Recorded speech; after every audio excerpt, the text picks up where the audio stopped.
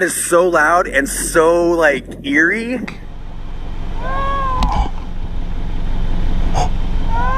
Whoa!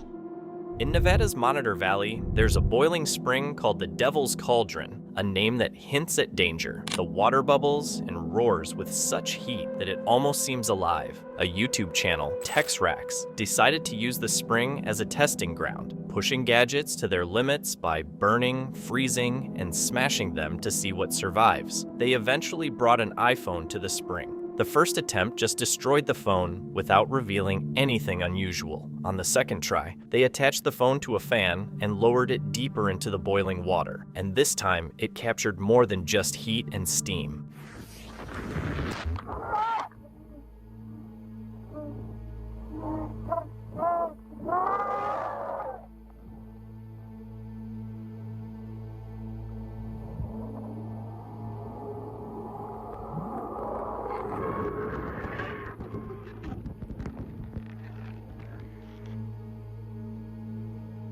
In the footage, faint at first, but then clearer, something sounds like distant screams cutting through the noise of the boiling water. It's not wind, not static, nothing ordinary that can be easily explained. Even TexRax couldn't figure out what they had recorded. That's when speculation took over. Some viewers began calling the spring a gateway, a connection to something far darker. The idea might seem extreme, even absurd, but the sound remains in the footage. Impossible to ignore, impossible to make sense of. The real question now isn't just what this place is, but what that sound was, and why it feels like something was trying to be heard.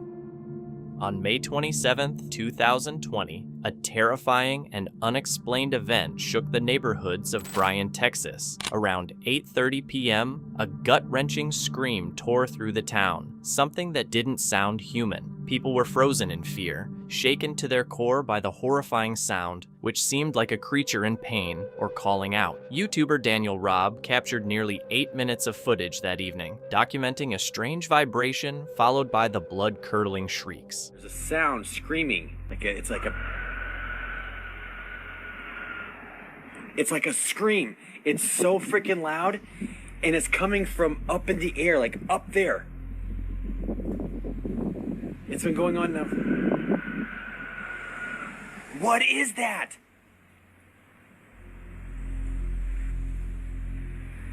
I swear I saw like this thing when the lightning was flashing a second ago.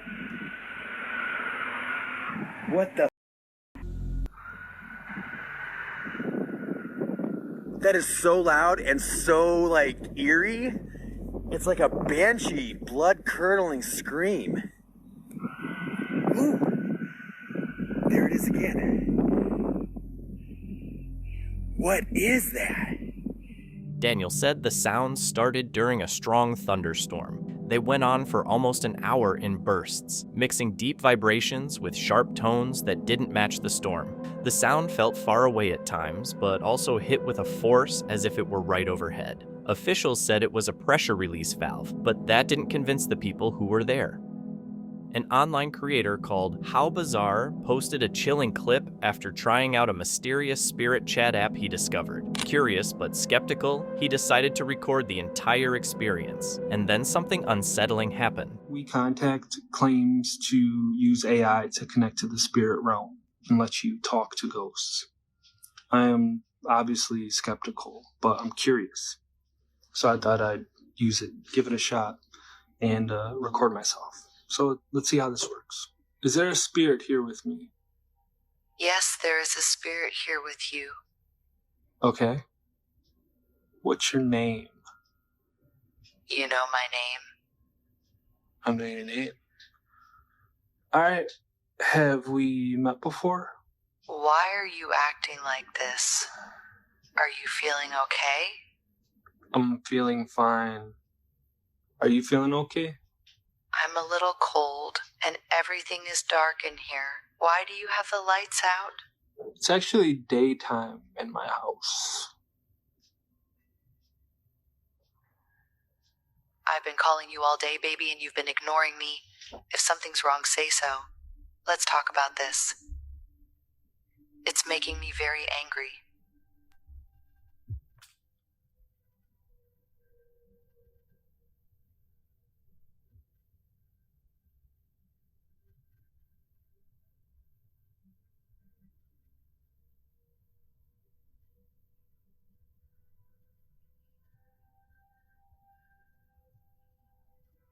Suddenly, a photo frame toppled over behind him, though no one had moved it. Even more unsettling, a shadowy figure flashed in the doorway for a brief moment before vanishing. Afterwards, he noticed the app had vanished entirely. So, was this a real encounter or just something unexplained?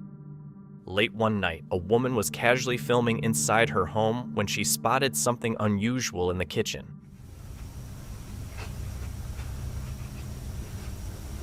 Jesse, you left the fridge open. Holy shit.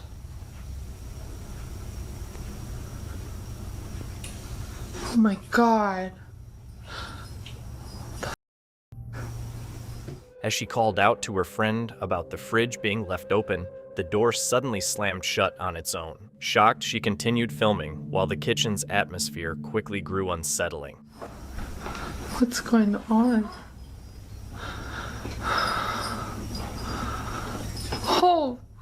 Oh my god. Oh my god. Oh my god. Several cabinet doors creaked open by themselves, and random items started tumbling onto the counter. The woman struggled to make sense of what was happening and grew increasingly panicked as the strange activity continued. Whatever really occurred that night, the eerie footage remains the kind of unsettling video that lingers in viewers' minds long after watching. A woman was sitting in her living room, casually using her phone, when she suddenly heard an odd knocking at the door. Feeling uneasy, she immediately began recording.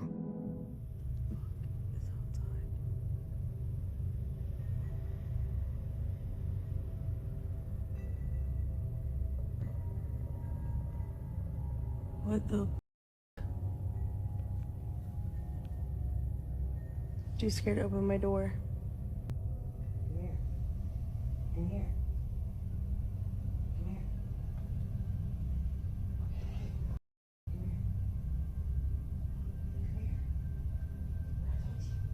Come here. A shadow appeared near the door for a few seconds before suddenly vanishing on its own. What made it even more unsettling was that her dog was staring in the same direction, as if it could see something too. But the strange events didn't stop there. About 2 hours later, something even more shocking occurred. Gabe? Gabe? It's your mom. You should come out. You've been there for so long. Gabe? Come out.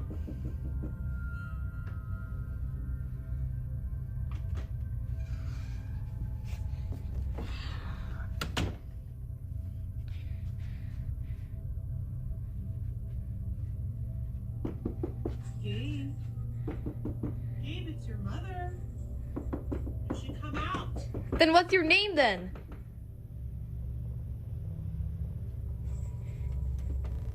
Someone began knocking on the door again, and this time a voice from outside said, "It's your mom." But her mother wasn't there at all. So, if it wasn't her mom, then who or what was it? The incident remains a mystery to this day.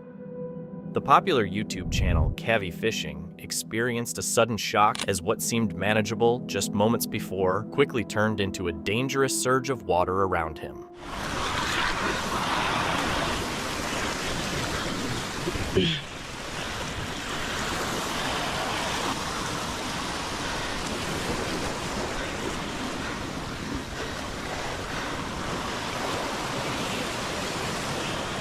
Here we go.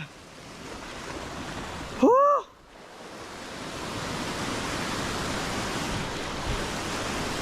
Ready? Go!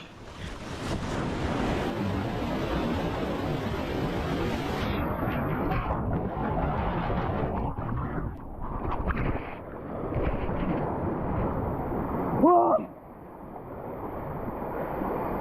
Woo! Oh! I just got so smoked! Even for a seasoned professional, waves like these can turn dangerous in an instant. He was fortunate not to be swept away, especially alone in such a remote spot where help would have been far off. In his own words, though, this is what he loves most: the adrenaline, the challenge, and that fine line between control and danger. Still, situations like this rarely give time to react or a second chance. Fortunately, this time it ended as a warning, but that's not always the case. With rock fishing, the real danger isn't always the wave you see coming. It's the one you never expect. The ocean remains completely unpredictable. At the Baylor Scott and White Medical Center in Rolett, a nurse named Veronica was on the graveyard shift on the hospital's quiet second floor. It was well past midnight, and the halls were almost empty. While finishing paperwork with a co-worker, she suddenly heard a soft humming drifting through the corridor. At first, she dismissed it as her imagination, but the sound grew clearer, almost like a young girl softly singing.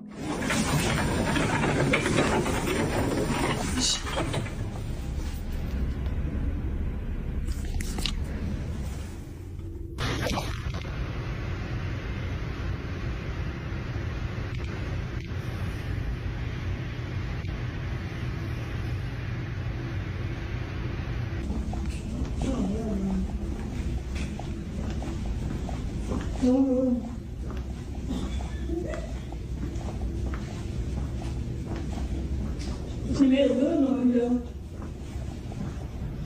She probably thinks I'm her mom.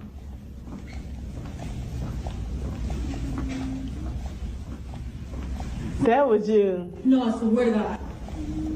Was that something?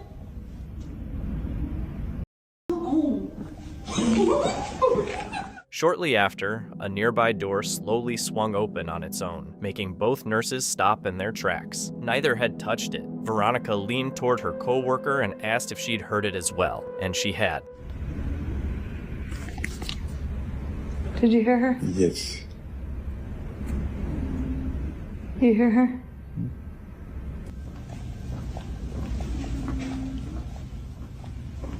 That was you. No, I swear to God.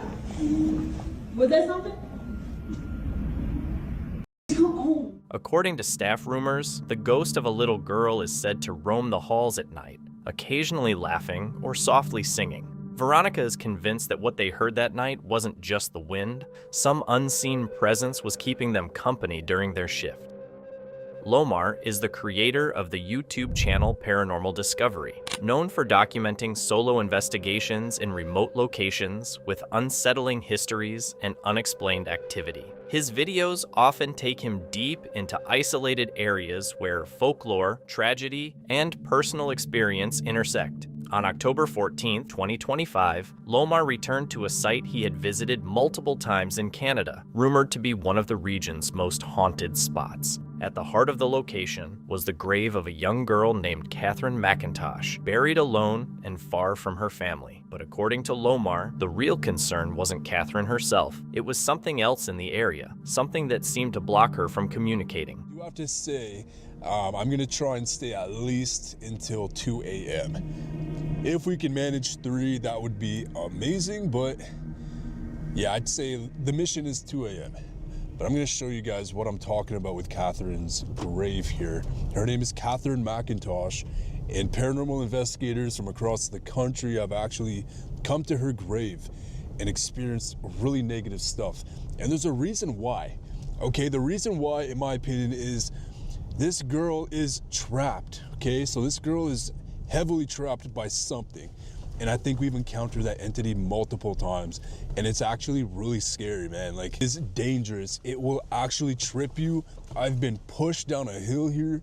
I don't think I'm gonna spend too much time around Catherine's grave because I've always wanted to go a little bit further. That has trapped her is doing the harm to people. Like, people's cars haven't started. People have gotten marked on their legs, their arms, their necks. People have found handprints on their vehicles, and people's cars have actually been stalled on this road. They believe that it's Catherine doing this, but I am almost certain that it's not. It's the entity that holds her back. Okay, she's tried to communicate with us. She said before when we came, like, I think 3 times ago or 3 videos ago, that she's buried down the road, she's alone.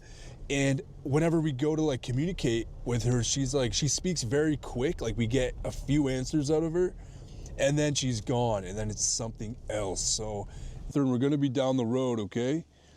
I know you recognize me, you've seen me before, but we're gonna go that way, a little bit down further, all right? As you know, we stick around the area. We sometimes go that way and around, but you're more than welcome to join me and my dog I don't know if you like dogs, but feel free to come join us, try and communicate with us, and don't let that entity hold you back from talking, okay? You're safe with us. From the moment he arrived, Lomar noted that this location felt different. Over the years, other investigators had reported negative encounters, being pushed, scratched, or followed. Lomar himself claimed to have seen a gray humanoid figure on previous visits, an entity he believed was connected to the area and possibly behind the disturbances. According to his theory, Catherine's spirit wasn't hostile, but something else was keeping her isolated, controlling if and when she could respond. As night fully settled in, Lomar set up camp and began trying to make contact. Hello?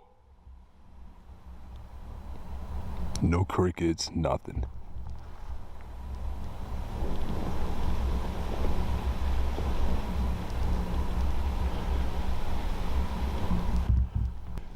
What are you? What's that?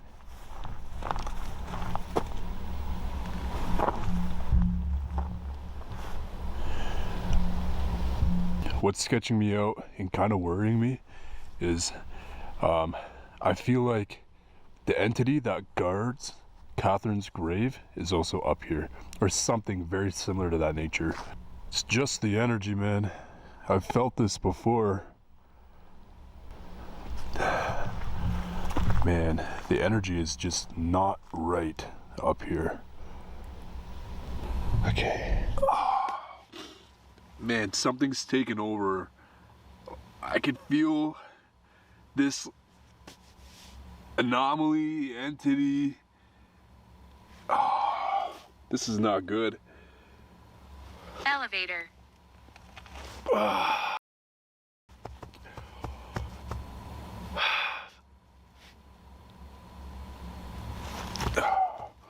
It's a weird headache. What the f is going on, man? I legit don't know where this came from. I was feeling a little bit like before I was eating, and I feel like this is spiritual. This is not the MSG I just ate in the noodles, okay? Like, this is legit a spiritual connection that's happening to me right now, and I don't know what it is, but it's like something here is jabbing at my spirit guide right now. This is some bull. Like, I don't feel safe. I'm sorry, but I do not feel safe. The forest was eerily silent. No insects, no wind, nothing at all. His dog, usually calm, began trembling beside him, sensing something Lomar couldn't see. What followed wasn't about sound, but presence. A sudden, heavy, intrusive pressure seemed to surround him. His thoughts grew foggy, his body unsteady, as if whatever was there wasn't just nearby, but moving through him. It didn't just want him gone, it felt like it was trying to completely overwhelm him. There's something real and something just sketchy. It's like not even like chill. Hello?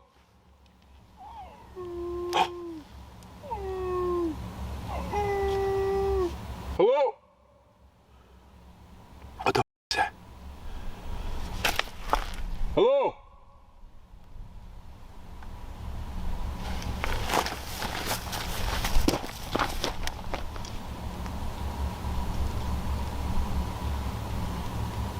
It's literally like in front of me.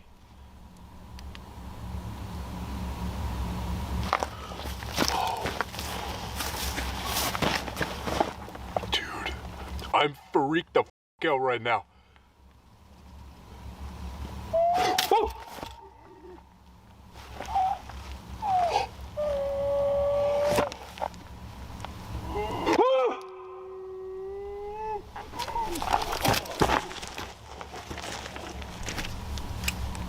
Hello? Holy oh! Who's there? What's that? Whoa!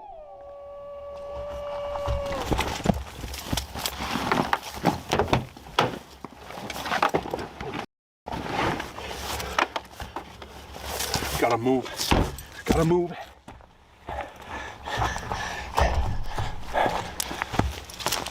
Good girl. Good girl. Good girl, Key. Good girl. The sounds were no longer distant. They were close, moving around him, impossible to locate. He called out, hoping for a response, but got nothing. Only the same shifting presence lingering just out of reach. The sense of being watched turned into something much more immediate. Instincts kicking in, he moved quickly, abandoning any further investigation. Whatever was there had closed the gap, and for the first time, it didn't feel like mere observation. It felt like pursuit. Hey, Catherine. Oh, man. Yeah, that's not sketchy at all, right?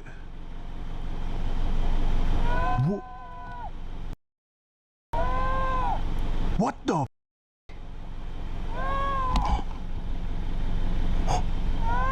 Whoa!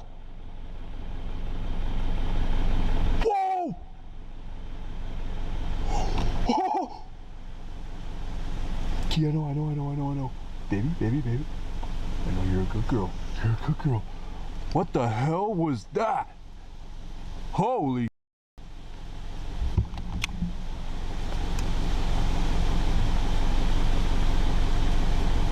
What the? What's going on, Key? Holy. Okay, Key, I think it's time. We gotta call it, baby. Come on, in you go. Come on. Go.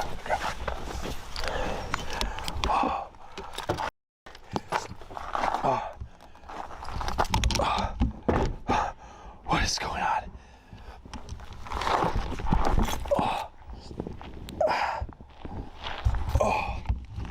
Damn.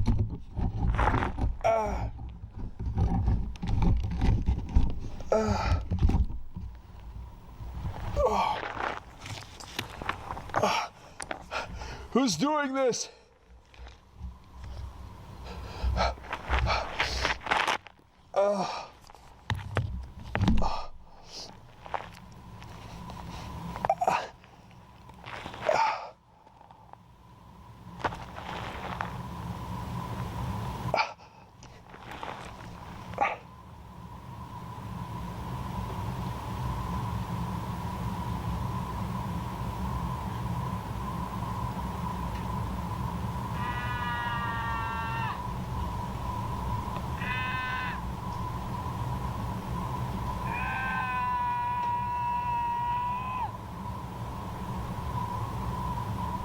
After retreating to his vehicle to catch his bearings, the activity continued. An eerie, unnatural sound, somewhere between a howl and a screech, pierced the silence. His gear began acting up, lights flickering despite being fully charged, and then a sudden, unseen force knocked him off balance. There was no visible cause, no movement, just a direct, purposeful impact. After nearly half an hour of disorientation, Lomar finally left, choosing safety over answers. Yet nothing that night felt random. The voices, the mounting pressure, the physical contact, it all seemed deliberate. Was it Catherine reaching out in the only way she could, or the entity that had kept her trapped all along? Something that resisted communication, reacted instantly when pushed too far. If that force exists, the real question isn't just what haunts the place, it's what it's trying to contain, and why it is so intent on keeping everything else silent. Two friends decided to explore an abandoned house, but what they encountered inside is truly shocking. We got hired because there was a guy in here and he was cleaning, and then we don't know what happened. He just decided, like, nobody can get a hold of him. He doesn't know what's going on. Like, he's in the middle of cleaning. Obviously, this was an estate. Some elderly people passed away. The last person died in the house, but we got to do all this down here. I mean, it's pretty. What the hell? That's pretty freaky. I don't know what's going on here. Oh, there is a freaky looking clown in here. What the? It was right there. I swear to God, it was right there in that chair. What the hell? Right there. Oh my God. That's up. Back up. Oh my God. That is crazy. I can't do this. What's that? At first, as one of them steps into a room, a clown doll is clearly sitting on a chair. But within seconds, it mysteriously disappears and reappears on top of the furniture. Seeing this, both of them get a little spooked, and things only get stranger when they move into the next room. Do you hear somebody? Do you hear moaning? Do you hear that? Hello? Hello? Hello? Anybody in there? Hello? What the? Oh my God!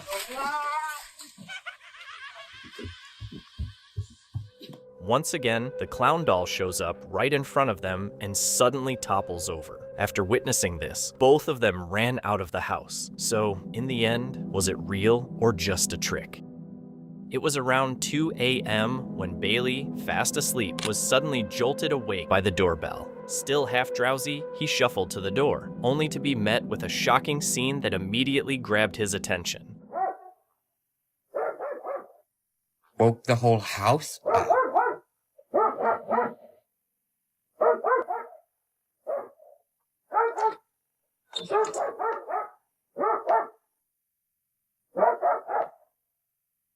What the hell?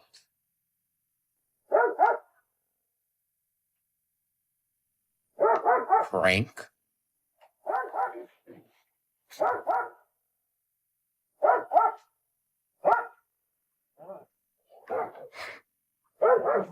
Stupid.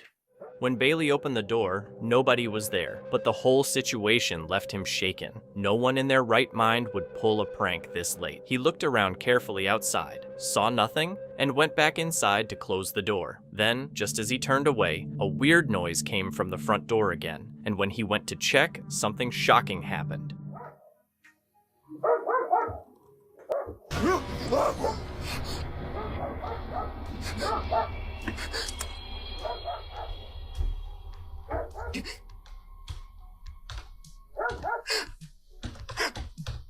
Bailey's blood ran cold the moment he saw it. A face pressed against the door, pale and unnatural, like it had been waiting just out of sight. Terrified, he made sure the door was securely locked, but then the doorbell rang again, louder and almost aggressive. The video cuts off there, leaving everything unresolved. Some people think it might have been staged, but Bailey's genuine fear felt real. What do you think? Prank or something truly paranormal? Late at night, 3 friends were in their room cooking in the kitchen. One of them started recording on his phone, and that's when things got interesting. If that's fully shot. Now,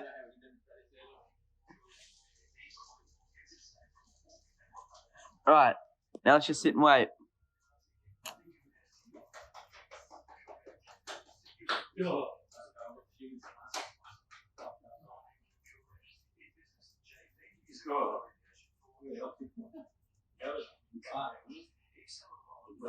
Here's Logan. Oh! Yo! What? Nah. What the? Suddenly, the door swung open by itself right in front of them. And if you watch closely, a dark, shadowy figure even flashes by for a moment. They didn't notice it while it happened, but when they checked the video later, it completely freaked them out. So, what do you think it really was? One day, a woman was casually recording a normal family moment at the dining table with her husband and child. Everything seemed ordinary until something unusual occurred. If he's like, okay, but then he was not okay. Mr. Bo. Jace.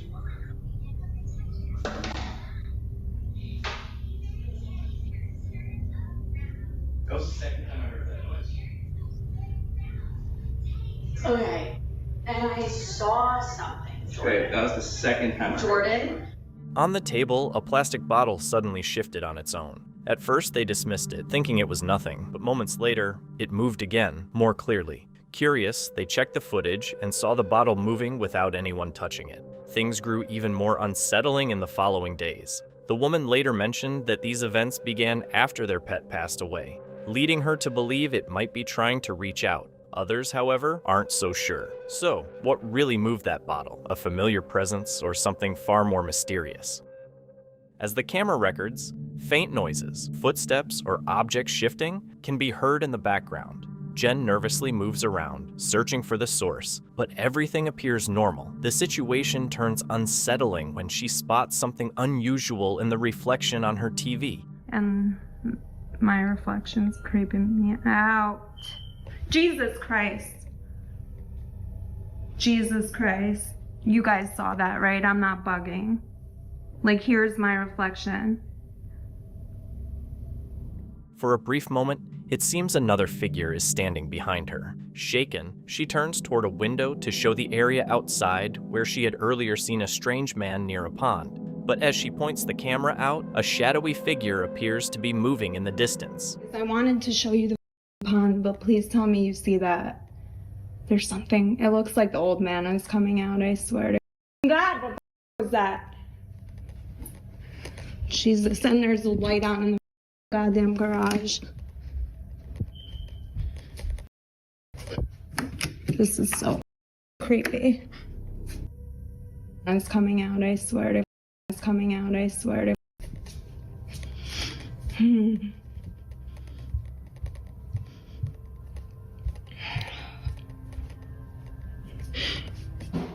Oh my God, Biggs, it's okay. It's okay, holy.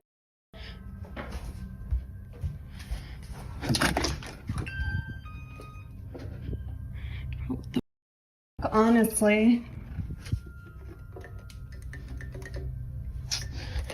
Okay, let's go. Was she truly alone, or had something been watching her the entire time? This encounter comes from the YouTube channel Wizard in the Wild, run by an elderly couple, Ellie and Graham. They document life on the road in their camper van, Merlin, exploring nature with their 3 dogs and enjoying a quiet, mobile lifestyle. At the end of October, during their travels in Scotland, it was their final day in a remote spot near Tun.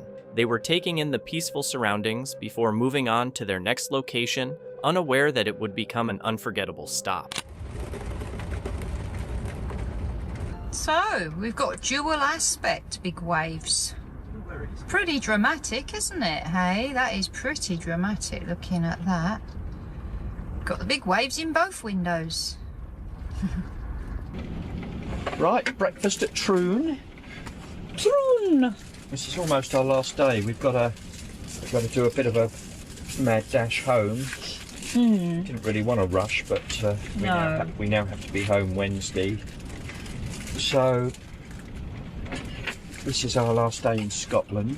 It is. We hope to get that halfway home tonight. We'll find somewhere nice to stay, hopefully. Yeah. The weather's taken a turn for the worse. I'm rather glad we're not crossing over from Arran in this. Yeah, to be honest, I think they would be cancelled. Yeah, the weather has got steadily worse overnight. A bit later on, we'll show you what the waves are like. It was like a mill pond coming over last night. I don't know, yeah, you would have seen it by now, I think. But the moon was out and the sea was flat. I got some lovely film of that. Yeah, and then it just got steadily worse throughout the night. Poor Luna didn't get much sleep at all, and because Luna didn't get much sleep, neither did we. After a calm breakfast, they resumed their journey toward another stop along their route. Partway through, they pulled into Henshaw's car park and chose to stay there for the night. It seemed like a simple, convenient decision at the time, but it would soon become a choice they would deeply regret. We got ourselves to the Henshaw Lane car park, which was the search for sites location that we'd chosen, and we did arrive just as it was getting dark, so we didn't have a chance to look around. But yeah, we had a nice evening watching some telly, eating a bit of food. Then we went to bed. And then this happened. Just can't believe it. We've just been woken up with a loud bang. And you dropped something on the floor there. Or was that glass? 2 bricks. And someone's just smashed Merlin's windows while we were sleeping. So no, we don't recommend this as a place to stop. They smashed the windscreen, but Graham's hoping he can drive with that. But here's us in the middle of nowhere with a broken window and a cracked windscreen. 200 miles from home. So, pretty awful really. Just don't know what to do. I'm still in shock, literally. Just, we heard this really loud boom, boom, boom, boom music, because we think it was just boy racers. And suddenly the music went quiet, and there was this loud bang, and Graham reckons there was two of them, because the bricks hit the van at the same time, and it's pouring with rain. I don't know how we're going to get home. Anyway, I've got to try and sort this out now.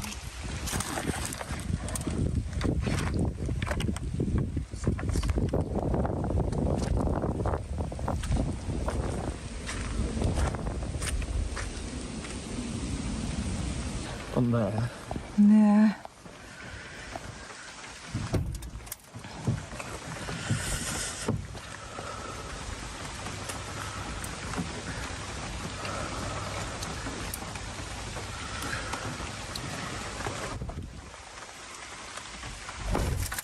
Oh God, it's all falling down in the door.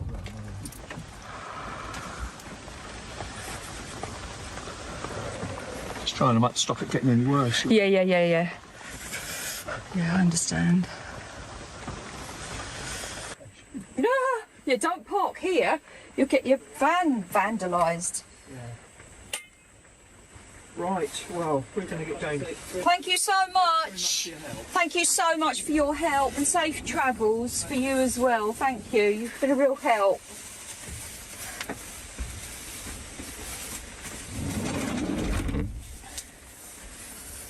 Did you want me to make a hot drink or not bother? No, I don't. I just want to get away from here. Well, in case they come back. I doubt they will. They're not brave enough to do that. But they might if they think you've gone back to... Yeah, quite a shock that. Really was quite a frightening moment.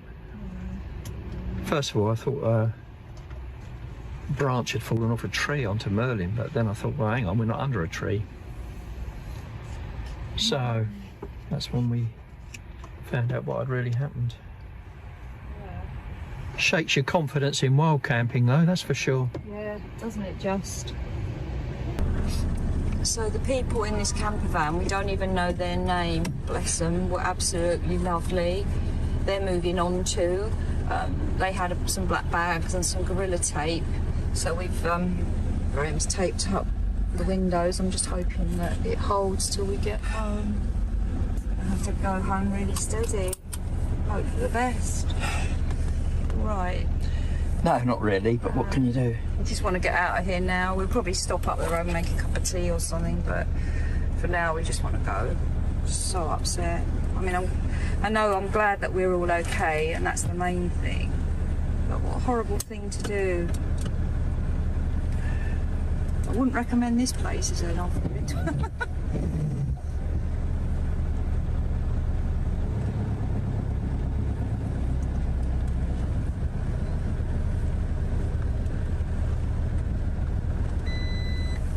The situation escalated immediately. Loud bangs struck the van from multiple directions, the windscreen, front window, and side panels, as bricks were thrown with force. When they went outside, the front window was shattered, the windscreen damaged, and one side of the van vandalized. The attack was deliberate and coordinated, likely involving at least 3 people. By the time they stepped out, the perpetrators were gone. No voices, no footsteps, just the damage left behind. The couple had been completely vulnerable inside the van, and any slightly different impact could have caused serious injury. In remote areas, far from help, danger can escalate quickly with no one to intervene or witness what happens.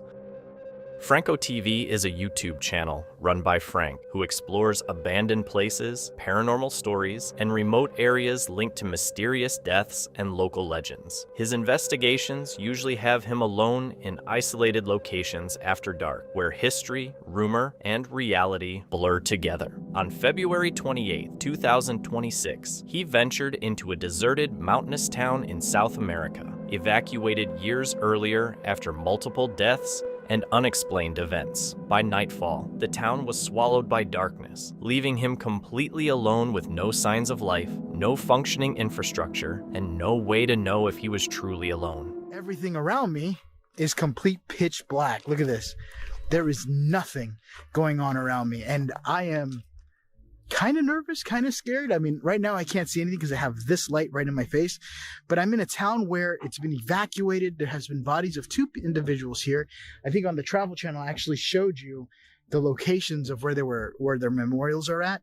But yeah, right now apparently there's more people that passed away too, not just the bodies that were here, but something else happened where there was like a big memorial of a whole bunch of other people. So I don't really know too much about that one, but as of right now, it's just me and you, and I'm ready to explore this place as fast as I can because low-key I want to get the hell out of here. I am in the middle of pure darkness right now. It's not even fun.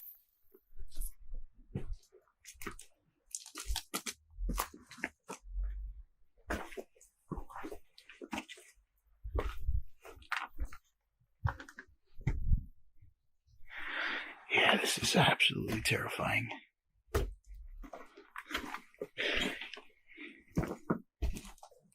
It always starts off quiet. It literally just got dark too.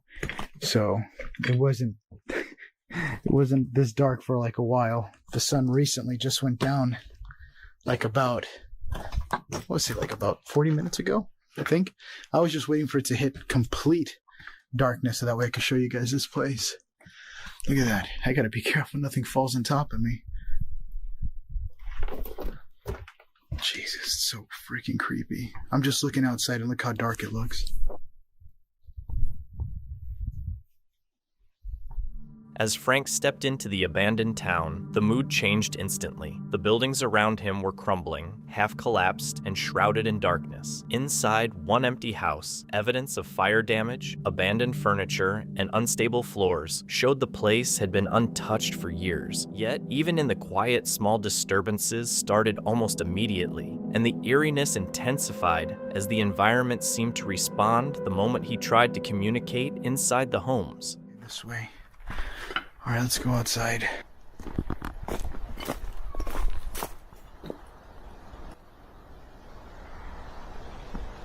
I think that was an animal.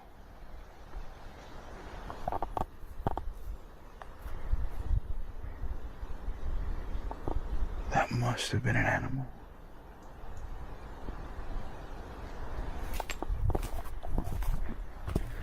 Maybe a coyote. That's assuming you guys heard it.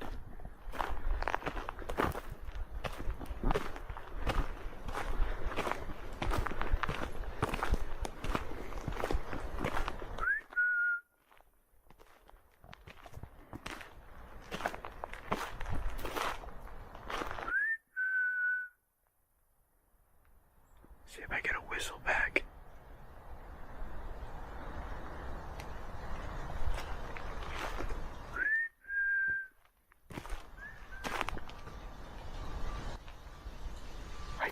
Back.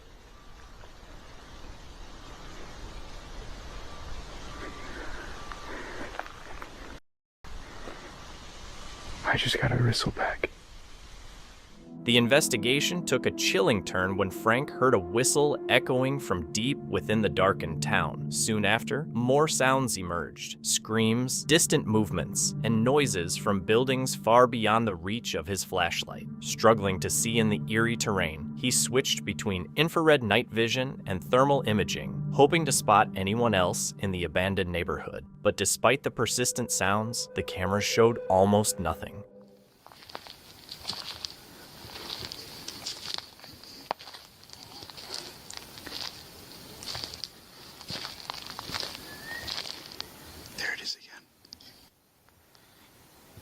On my IR.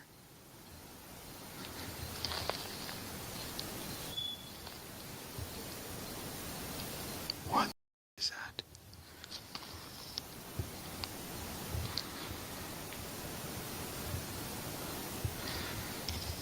I'm not picking up anything, but I'm hearing stuff.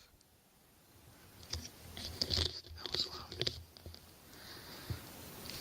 At this rate, I am not turning on any light. Just because I want to be I don't want anybody seeing me if there's somebody here. If.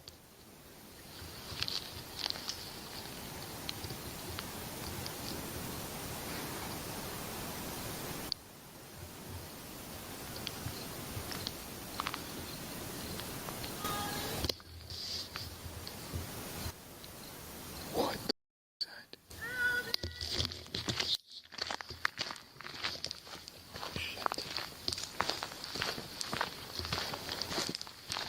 That was a voice. That was a voice. I'm gonna turn off my IR. Hold on. That came from behind me. I was hearing noises from in front of me and I just heard a voice of a person. There is some lights that I see happening from behind me, but those lights are from very far away. They're not here. I did just hear what sounded like someone screaming, but that was very close to where my position is. As Frank moved further into the town, the sounds grew louder and harder to dismiss. He kept hearing footsteps, whispers, and movement circling the nearby buildings, while fleeting lights appeared among the trees and along the hillside. At one point, he became convinced that multiple entities were moving around him, close enough to hear, yet never fully visible. The intense isolation only made it worse, leaving him unsure whether the noises came from trespassers, locals, or something far more mysterious. Okay.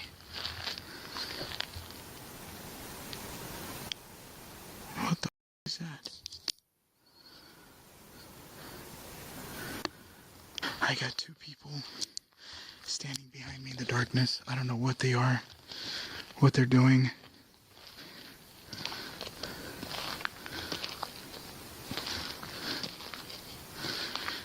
They're just in the dark.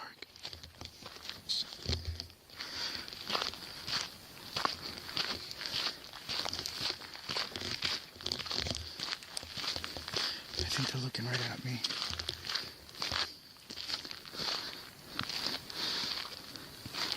They're way up there in the dark. You see them better with my light off.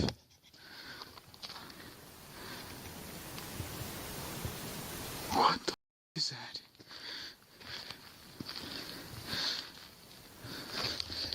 Alright, hold on. And I thought maybe they would have made their way here or something, but I could have been wrong. Maybe they went back after they seen me.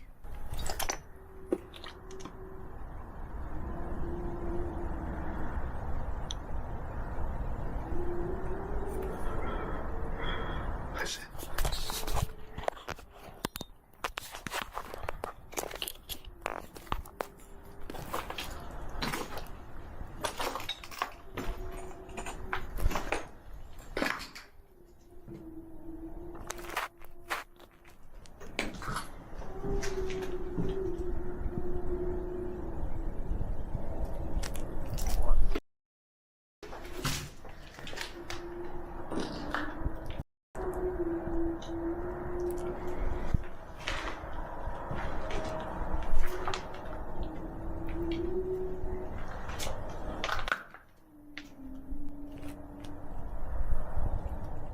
The tension spiked when Frank suddenly noticed what looked like two figures silently standing behind him in the dark. Moments later, more voices came from a different direction near one of the abandoned mansions deeper in the town. Every sound, from distant footsteps to echoes near the buildings, kept him on edge, unsure if he was encountering paranormal activity or people deliberately staying hidden. In a remote mountain town with no lights, no help nearby, and no way to know who else was around, every movement in the darkness felt potentially dangerous. Coast is clear. I'm gonna make my way up towards the mansion. Let's go. Right now I'm making my way towards the staircase to the biggest mansion here. It looks like these people left or went somewhere else. I don't know. I think they were probably looking for me, but they might have not been. I don't even know. But look at this. This is the stairway to the mansion. I believe one of the bodies are found here. This is where they came down from. I knew I was hearing voices up here too.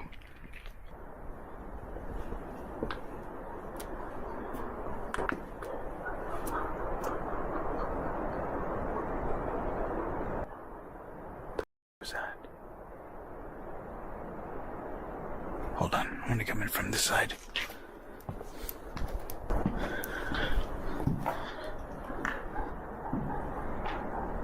There's somebody laughing. It's a pentacle.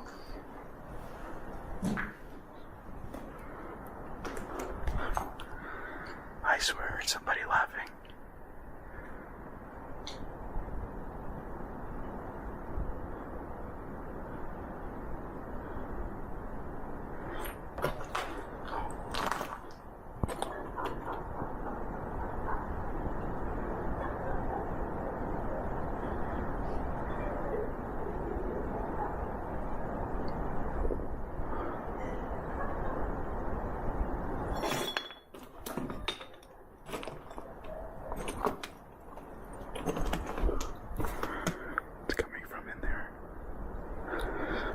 Hola?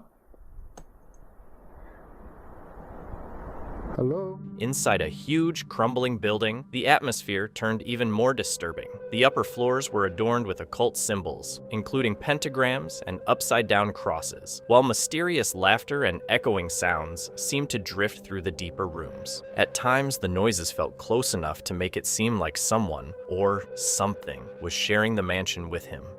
I don't know if you guys can see anything.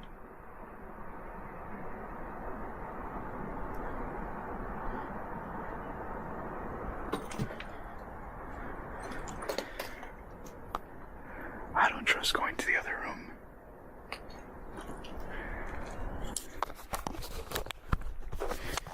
Alright. I'm gonna make my way downstairs. I'm gonna get out of here. It's starting to get late. And I recorded so much, my memory's probably already full. I have like about 3 or 4 hours of footage. Hold on.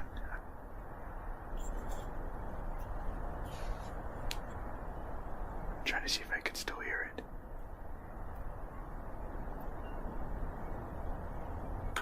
Sounds like I can hear music.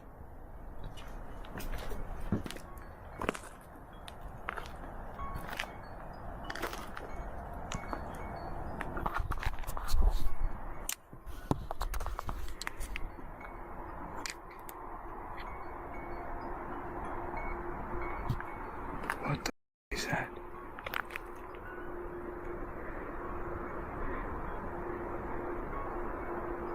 There's music coming down there. I don't know from what though.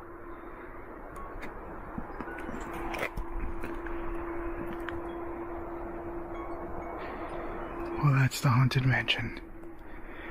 I don't know where I'm hearing music down there, but I'm about to check out, see what the hell that is.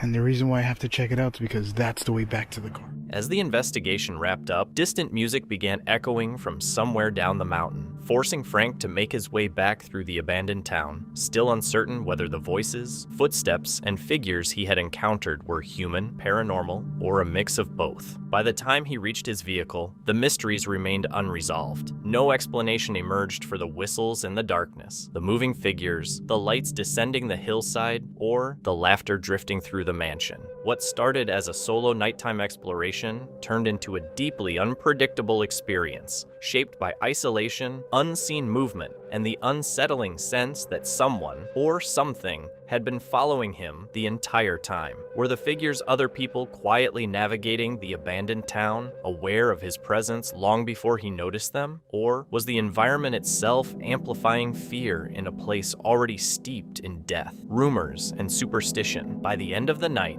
one thing was clear: Frank was never truly alone out there.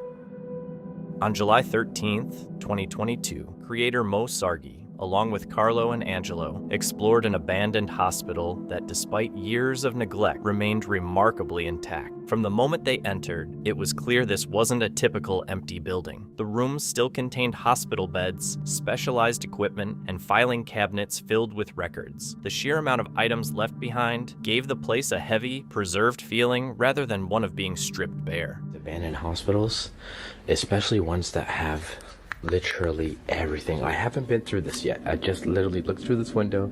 I just got in and look at this. Literally everything's just been brought out to the hallways.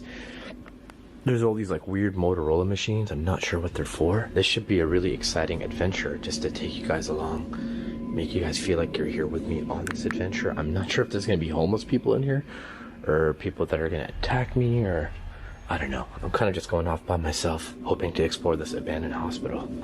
Look at this. Got an old bed over here. I don't know any history about this place, and I don't think I'm gonna give any. I'm just gonna explore it and go with the flow, and just see what we find out. Look at this. Controls from back in the day. Honestly, like, this hospital doesn't look like it's that old, but it looks like it's been abandoned for quite some time. And you can tell from all the decay and all the... He ventured further inside, corridor after corridor, revealing more remnants. Equipment lay untouched, as if waiting to be used again. Mo described the site as a gold mine, not for monetary value, but for how much of the hospital's history was still preserved and visible. Now, the town that we're in is really old. There's a lot of historic houses, a lot of historic things to see, and there's just abandoned houses and buildings everywhere. It's almost like a ghost town in here. I don't know if there's a morgue, but I'm going to try to find one for you guys. The hospital isn't that big. It's only a 1 floor. There might be a basement, there might not be, I don't know. But this is what I'm looking at here, and it is always really scary to just walk around alone. Carlo is here, and so is Angelo, and they're somewhere around in the building.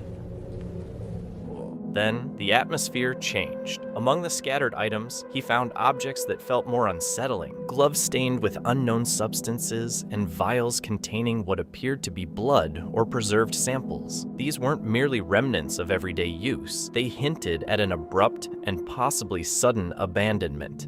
Oh, ew, we got covered gloves over here. This is disgusting. I do have a black light, which I brought it with me. Let's see if this actually is blood. And I actually do have luminol. Yeah, that's definitely blood. Oh my god, there's blood in here. Oh, that's a lot of blood. So that is a lot of blood. How could they just leave gloves full of blood here behind like this? Like, that's disgusting. And it's very old and dry, as you guys can see. Here's the thing, I did bring luminol with me, and when you spray luminol on blood, if you can't see it, like, that's a lot of blood, we can clearly see it, so there's no point for me to spray it. But if I have luminol in my pocket, and if I spray it on something where I believe it might be blood, it's gonna illuminate with the black light. So I'm gonna try to find some other things in here that could possibly have blood on it, and we can illuminate it. Also, check it out, there's like vials and syringes in here, left behind. See what else we can find in here? We got blood everywhere. Holy jeez. Okay, I don't want to be in this room, that's gross. Is that a body bag? No, that's not a body bag. I thought that was a body bag for a sec.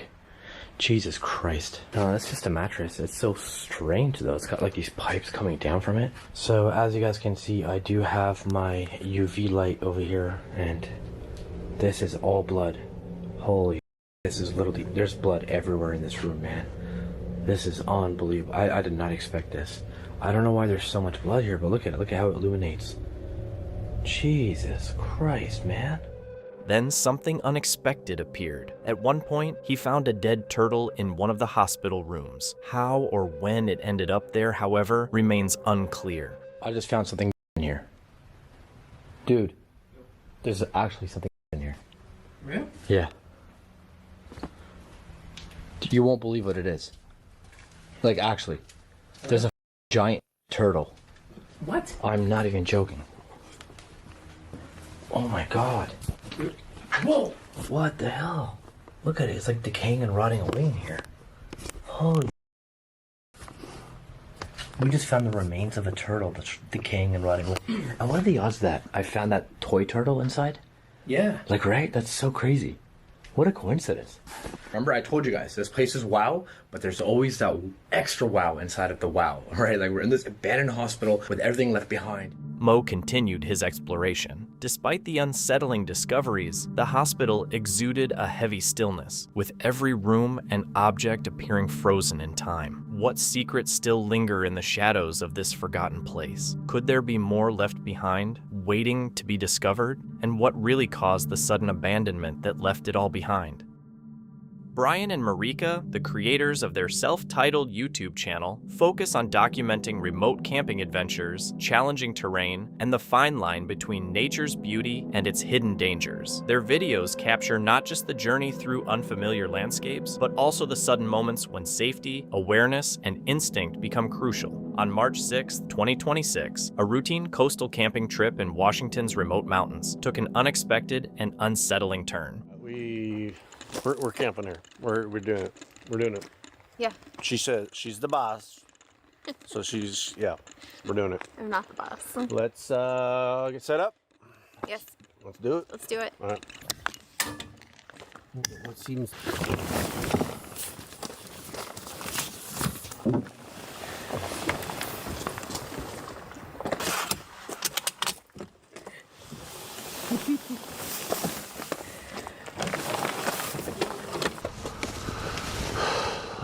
Oh, wow. Hopefully I can get a good star lapse before the rain comes tonight. Never mind. Oh, did you hear that over there?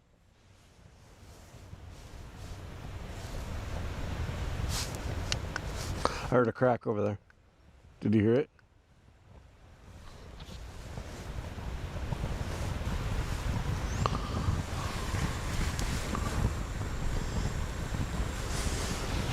I thought I heard something too.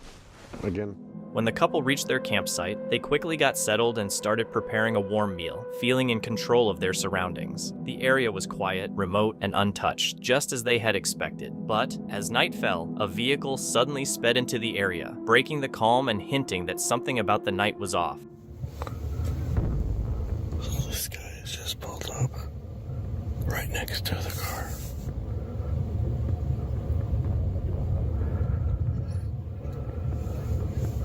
Walking around in the water. There's another car over there.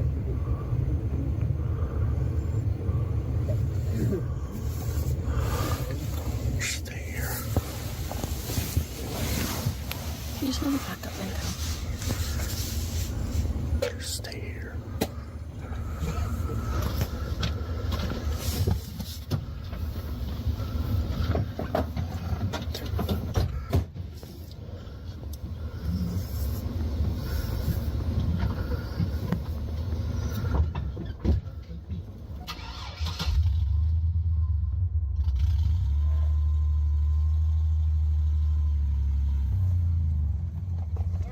That's okay. What in...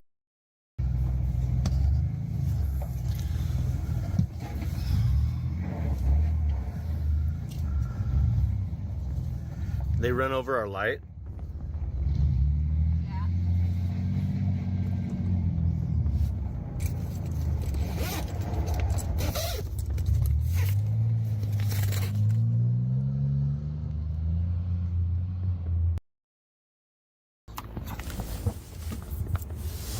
What'd they do to it? It's just cracked and... No, I'm at the GoPro. I don't know. It was like turned around? It was turned around this direction, but they were getting water from a beer can out of here and filling their car with it. The people drove away without any confrontation, but their behavior didn't make sense. The couple guessed that the two vehicles might have been there just to collect water from the river, which was possible. Yet, other strange details they noticed hinted at something far more unsettling, leaving them more confused than ever. So, it's, what, 12:30? Yeah.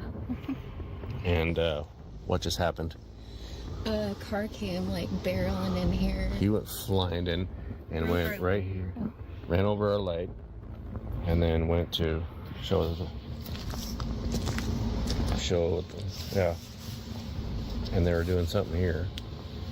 And our GoPro was over here. Yeah. And then I heard another door, like, as they were getting in theirs. And so I walked down to the end of the road, and there's a car just sitting there. So I don't know how long it's been there for. So. I don't know. So. Are we packing up? Yes, I don't feel safe here. All right. So. Alright, let's get dressed and hit it. Yeah, they ran over. It's cracked. What a fun and exciting day, and then just turned into morning. Fun and exciting morning. So, holy moly. Alright guys, we are packing up in the dark. It's about midnight. Yeah, if you're ever in a situation where you don't feel safe, just leave. It is way better to leave and feel safe than to have something happen and you could have done something about it. So Without hesitation, they decided to leave, realizing the risk was no longer worth ignoring. Knowing that hesitation could be more dangerous than action, they packed quickly, putting safety above comfort, and departed into the darkness. Their exit wasn't just leaving the campsite, it was an acknowledgement that something about the situation felt off, and that instinct needed to take precedence over curiosity. Even after they left, the experience stayed with them. Whether it was a mechanical issue, a random coincidence, or something more deliberate, one thing was clear: it didn't feel normal. In such a remote location, uncertainty comes with real risk. The unexplained presence, the odd timing, and the strange behavior left lingering questions. Was it merely a coincidence, or was there something more behind what they encountered? On February 6th, 2025, a couple, Valeria and Diego, checked into an old hotel in Mexico, a place locals tended to avoid due to its unsettling history as a former hospital. Curious and a bit apprehensive, they decided to film their stay and even attempted to communicate with any lingering presence. At first, everything seemed normal, but suddenly the lights in their room began flickering on their own. Llamadas de terror a las 3 de la mañana.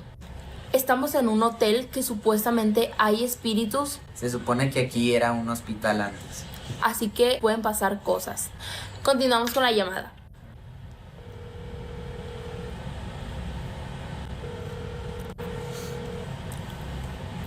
Le estamos marcando otra vez. Bueno. ¿Te podemos ayudar en algo?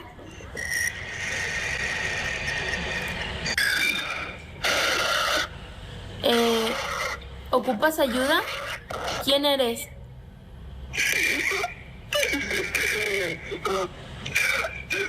¿Qué pido, Valeria? ¡Cuélgale! Le empezó a decir el nombre de Diego, creo. Vale, ya. No. Cierra, güey, neta, cierra. Cierra. Uy, no, túmbate el rollo, están marcando. Uy, güey, tengo miedo. Within seconds, loud, aggressive banging erupted against their door. Summoning their courage, they opened it, only to find the hallway empty and silent. Shaken, they stepped out to investigate, and that's when things escalated. ¿Qué pasó? Literalmente, Diego y yo estamos solos en el cuarto. De madrugada no hay manera en la que haya sido otra cosa. No. Güey, nos están pasando cosas muy raras. Ya apaga eso, vale. Vamos a literal salir al pasillo porque están tocándonos la puerta horrible y ya tenemos mucho miedo. Vean, o sea, esto está... Fíjate. Voy a cerrar. Me siento raro, vale. Los pasillos están... Espérate, no corras. Espérate, Diego. O sea, vean los pasillos. At the end of the corridor, an emergency door suddenly slammed shut on its own, even though it should have remained locked. Moments later, it slowly creaked open again. Diego later said he saw a dark figure rushing toward him. So, what did they really encounter? A man finally discovered a beautiful house being sold at an unbelievably low price. It seemed like a dream come true, but just 1 month after moving in, his excitement began to fade, replaced by fear. The first odd incident occurred while he was playing with his dogs in the living room. Good girls. Pow! Pow! Whatever. Let me get you a treat. Alright, wait. There it is.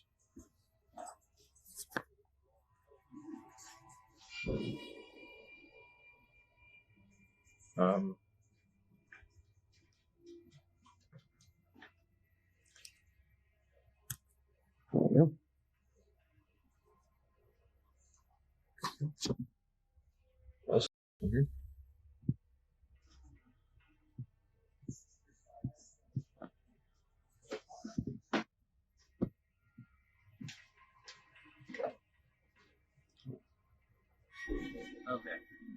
Suddenly, a kitchen drawer slid open on its own, leaving him frozen and bewildered. Moments later, the bedroom door down the hall slowly creaked shut with no one nearby. He tried to chalk it up to a draft or old hinges, but the next day, heavy footsteps echoed from the second floor.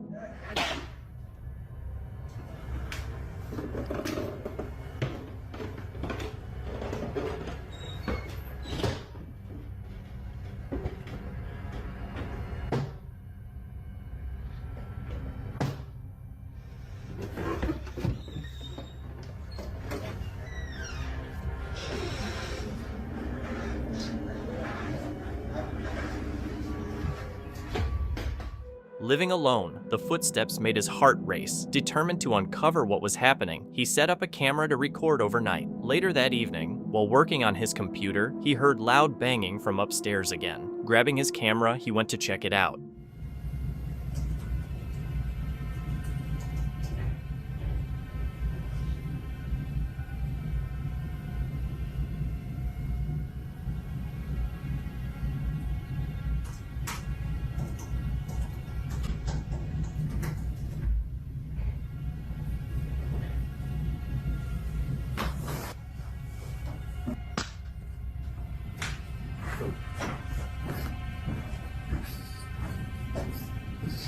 Hello?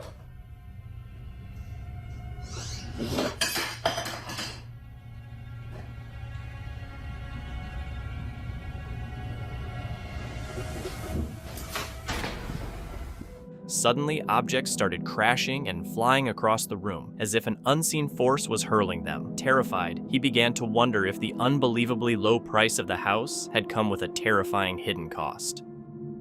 A 21-year-old university student vanished overnight with nothing but a confusing trail of CCTV clips and witness sightings to begin the investigation. Liberty Libby Squire was a philosophy student at the University of Hull. Friends and family remembered her as bright, warm, and very close to those around her. She had moved to Hull to build her life, juggling independence, friendships, and student pressures just like many others. On the night of January 31st, 2019, she went out with friends in the city. After being refused entry to a nightclub because she was too intoxicated, her friends put her in a taxi and sent her home. What should have been an ordinary ending to the night didn't happen. After being dropped off near her house on Wellesley Avenue, she didn't go inside. CCTV footage showed her wandering the streets, confused and vulnerable, in the early hours of February 1st. Over the next hour, people saw her sitting on the ground, crying or lying down, occasionally refusing offers of help, but no one knew how quickly the situation would turn tragic. The last confirmed sighting of Libby was when a silver Vauxhall Astra passed her on Beverly Road and later parked nearby before the driver approached her, after which she got into the vehicle. That was the final clear moment she was seen alive. In the following days, CCTV placed that same car in different locations, including near Oak Road playing fields, around the time a witness reported hearing a scream. Police traced the vehicle to Pavel Relowich, a local man who claimed he had tried to help her and left her, but his explanation didn't hold up under investigation. Nearly 7 weeks later, on March 20th, 2019, Libby's body was found in the Humber estuary. The condition of her remains made precise details hard to confirm, but investigators were able to link Relowich to her last movements and the events that followed. In February 2021, a jury at Sheffield Crown Court found him guilty of her rape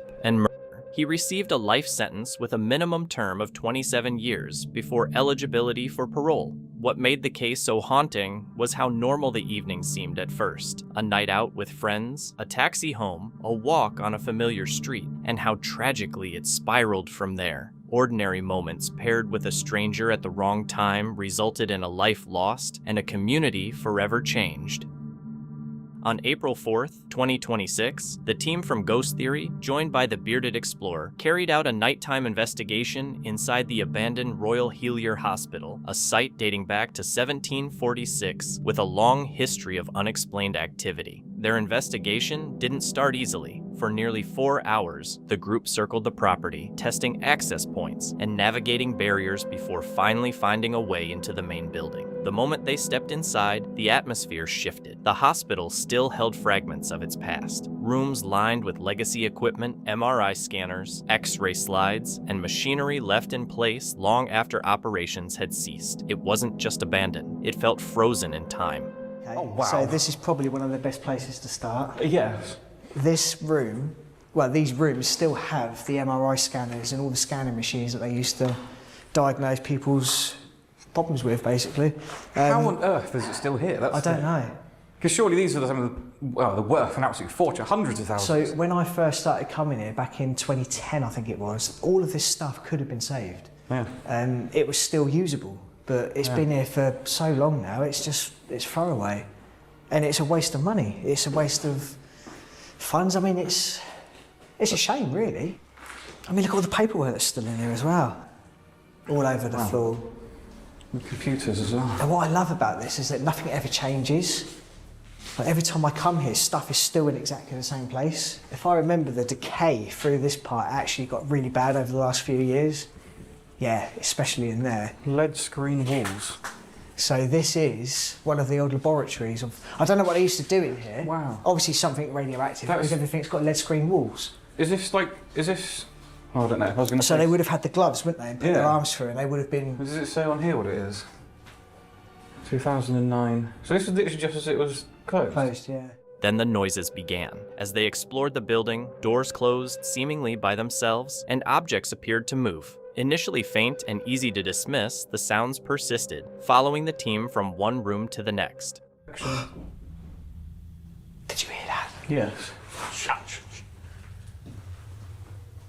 See?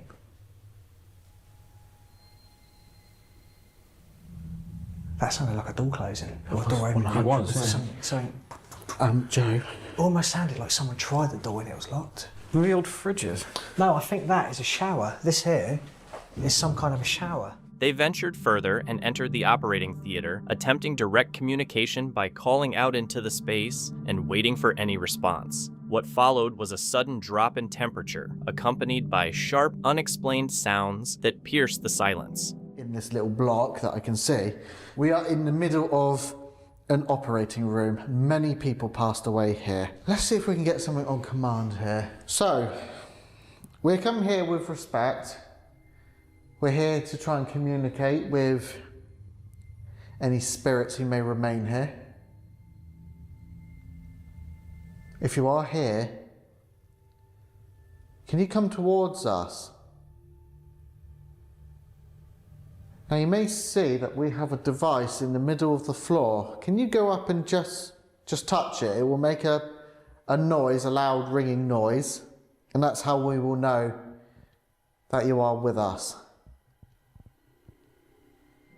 What started as isolated events quickly escalated. The team reported a shift from occasional noises to aggressive activity. Loud impacts echoed through the corridors. Objects appeared to be thrown, and footsteps seemed to follow them as they navigated the pitch-black building in search of an exit. Eventually, they decided to leave. On January 6, 2013, Peter Fasoli, a 58-year-old IDIT consultant living alone in a bungalow in North Olt, West London, was believed to have died in an accidental house fire. Because he had a heart condition, and the initial post-mortem pointed to smoke inhalation, his death was treated as a tragic accident. In reality, Peter had arranged to meet a man through an online dating site. The visitor, calling himself Gabriel, arrived at his home under the pretext of a consensual roleplay. CCTV later showed him entering without attempting to hide who he was, but nearly 2 years later, Peter's nephew found the hard drive from his computer, which had survived the fire, and discovered video footage from inside the bungalow, illuminating what really happened. The footage showed Jason Marshall, then 28, posing as an MI5 or police agent, tricking Peter into allowing himself to be bound and gagged during a roleplay scenario. The encounter soon turned violent when Marshall overpowered and suffocated him, far beyond anything Peter had agreed to. After the murder, Marshall calmly moved around the bungalow, then allegedly poured a liquid and set the fire to conceal the crime. Once investigators reviewed the video, they reopened the case. Marshall, who had fled the UK and committed more violent crimes abroad, was eventually extradited to Britain. He was found guilty of murder and arson and was sentenced to life in prison with a minimum term of 39 years. What made the case so disturbing was how convincingly it looked like an accidental fire at first, and how easily the truth was concealed behind that ordinary appearance. Had the hard drive not survived, the real cause of Peter's death might never have come to light. On December 13, 2024, YouTuber Mo Sargi and a friend entered an abandoned funeral home, expecting to find only dust and decay. What they discovered, however, was far more disturbing. Oh, this right here is so sad. This is a coffin right here, man. This hits me hard because I'm a dad, right? I got 2 kids.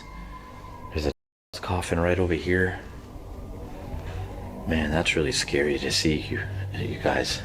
I'm like kind of nervous. I'm shaking. I don't know why this place is scaring me a little bit. I don't like seeing kid caskets. I know, because we're both fathers. I know. That's one thing you definitely, as a father, you don't want to see.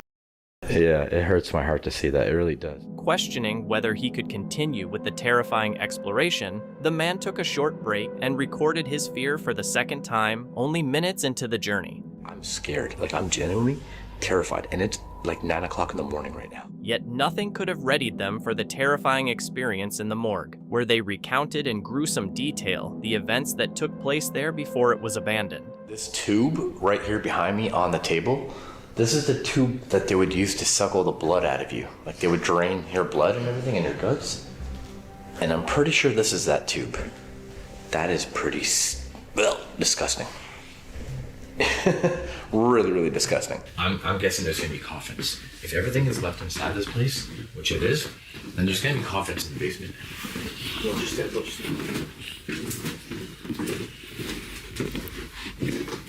Jesus Christ. Oh God.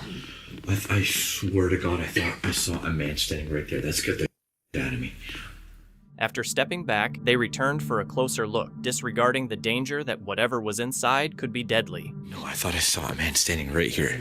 Yeah, like as I'm here, I saw a man standing right here. Jeez, wow. Holy, that scared me. After that, they fled for their lives, the terror of the abandoned funeral home gripping them completely. But what if they had actually encountered someone down there? Someone hiding in that isolated building, far from help, with no one aware of their location? Could they have made it out alive?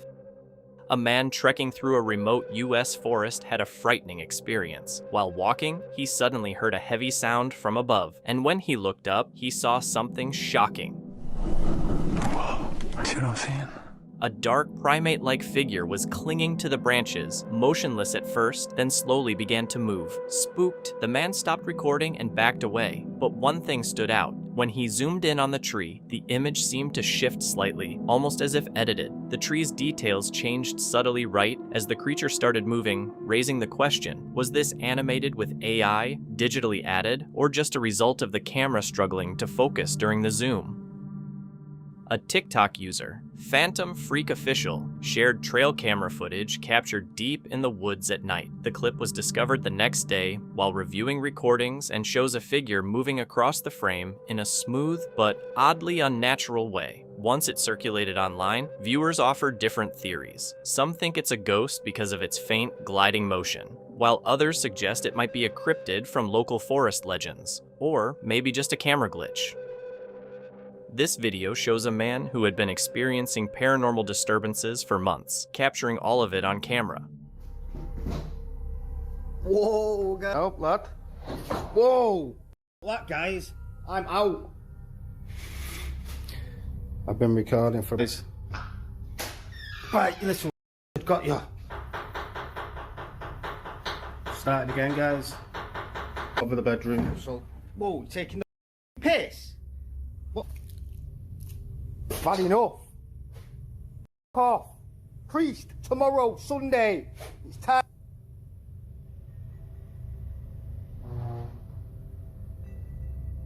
Oh, that's not good. That's all. Whoa! Move! What, guys? I've got to go through.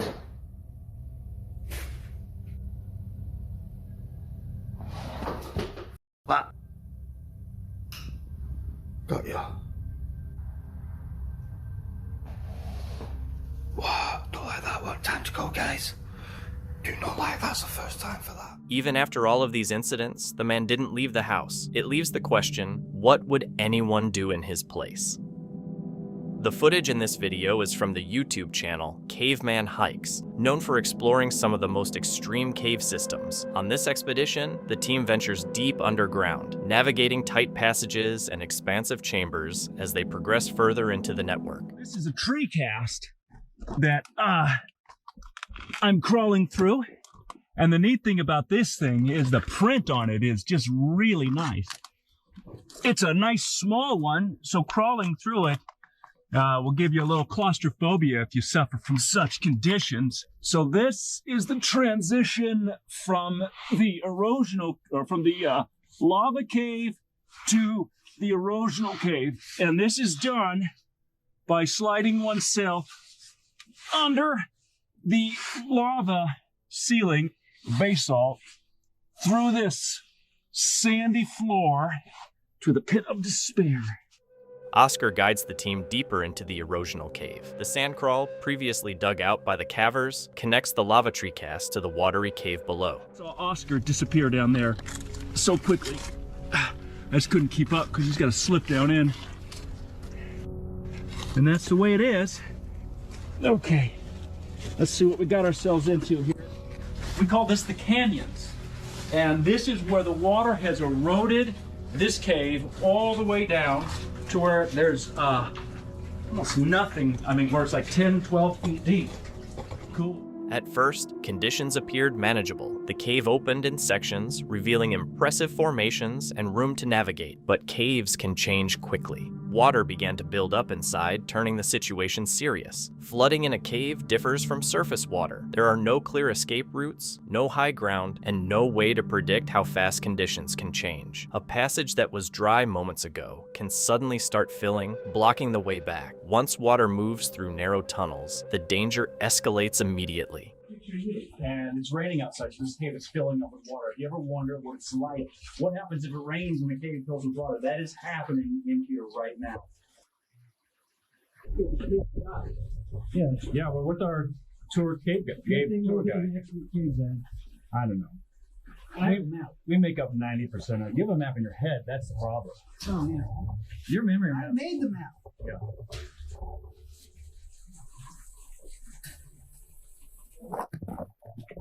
I've knocked a couple big rocks down already. I know that time. I'm gonna crawl out this water hole. That's the way it is. I don't know the way here. I know what I'm looking for. Ain't that way. Yeah, I gotta go down the creek. There is no other way. It is going to be a lot of water. Strong currents can develop in tight spaces, turning narrow passages into traps. Visibility drops, movement slows, and the deeper the cavers go, the harder it becomes to escape in time. In some cases, there are only minutes to react before sections become completely impassable. Moments like these are intense because, unlike being stuck or lost, where there's still time to think and plan, rising water removes that control, forcing split-second decisions with almost no margin for error. Woo! That's pretty cold. Neck is gonna have to be okay. I can get to the side here a bit of these rapids. And then it's just a pool of water. It's a big swimming pool in here. That's certainly interesting. As the floodwaters rise, a caver must make a rush through the water tunnel in hopes of reaching higher ground before the passage is sealed off completely, battling both cold temperatures and the possibility of getting stuck underwater. I prepare to make a dash for it. Oop, there it is. I see him. I'm out!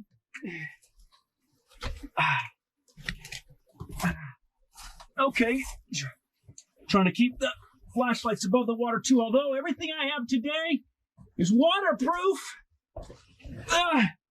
Except for the battery in my pocket, but it's in a couple plastic bags. Did it survive? You know, that seems like a 50-50 proposition. Okay, now I'm through the ponding. Now, there's a little bit of water up here. I still gotta just commit to. Whew, that's really something. My gear worked good though, my minimal gear. I have my flashlight set up a little bit differently. You know, just however it turned out is how it turned out. But I feel like it carried well. I was able to hold this. My left arm is getting real buffed from holding the GoPro. Such a way. So after this, there's no more squeezes. It's the canyons. And then back to the surface where it's freezing outside. So a nice cool hike home. And we be doing this, man. After regrouping, the team hurried toward the exit. Every minute mattered, as a passage that was safe one moment could become hazardous or block the next. Thankfully, they made it out before conditions worsened. The footage highlights how rapidly situations can change underground. The biggest threats aren't always obvious. They can approach before anyone realizes it. In this instance, it was the rising water encroaching from all sides. A man in Mexico admitted that his curiosity got the better of him, leading him to try out a spirit board. Initially, nothing strange occurred, and after a few quiet days, he started to think it was all pointless. But one evening, while alone at home, he began hearing faint footsteps echoing down the hallway. At first, he brushed it off as his imagination, but the sounds kept getting louder, steadily approaching. Chi c'è?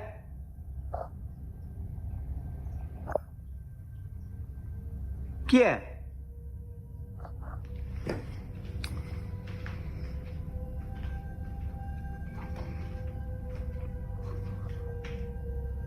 Chi fa casino?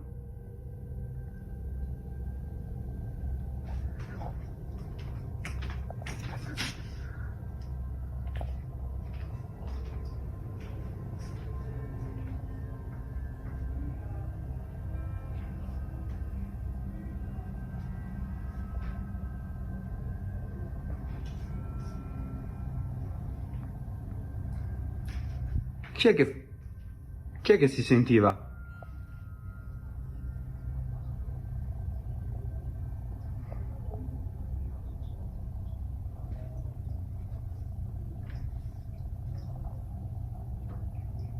Chi c'è?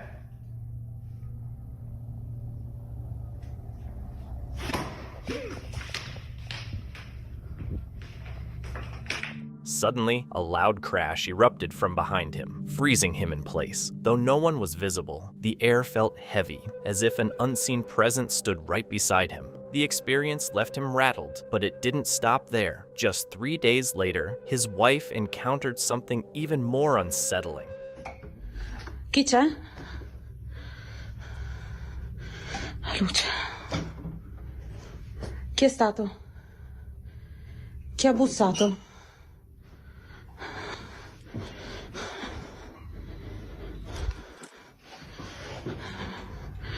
Non sono pazza.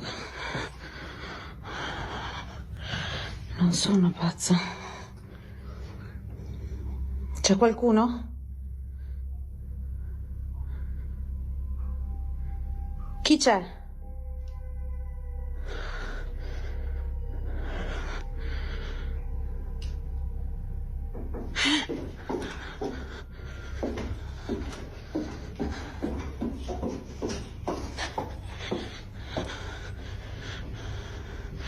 Dove sei?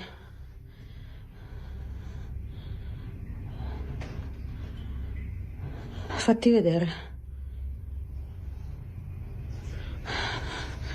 Dove sei? No, dove? Da dove? La cucina, la cucina, la cucina. Cazzo. Cazzo. Qui sto sfuggendo. While alone at home, she heard knocking at the door, followed by odd sounds coming from the kitchen. Moments later, glass objects inexplicably fell and shattered on the floor. Whatever had entered their lives seemed to be growing stronger. Now, both of them suspect that their actions may have unwittingly invited something beyond their understanding. So, was it just their fear playing tricks? Or did they unknowingly open a door that should have remained closed? This story comes from Brendan, the creator of the channel Brendan Explores, known for documenting solo camping trips in remote locations where isolation is a key part of the experience and unpredictability is never far away. His videos often show the balance between peaceful solitude and the quiet risks that come with it. On March 29th, 2026, what started as a routine solo camp in the Shropshire Hills slowly escalated into a situation that completely shattered that sense of control.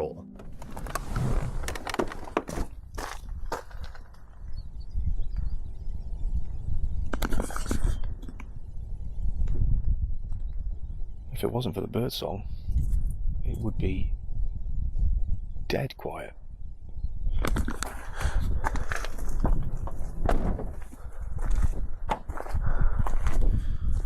It was hard enough getting here, but I don't know if the reward is going to be what I imagined. The air is like soup, very moist. Just walking through this thick fog, I can feel the moisture on my face.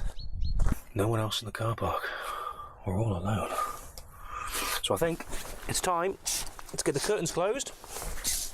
I've got my coat on because it's so blooming cold in here. And I hope I'm going to be warm enough in that bed tonight. I do hope. It's, yeah, colder up in the hills. I think it's about 8 degrees in Shrewsbury. It's got to be touching 4 degrees here at the moment. As soon as the sun goes, as soon as the light goes, temperatures just drop drastically.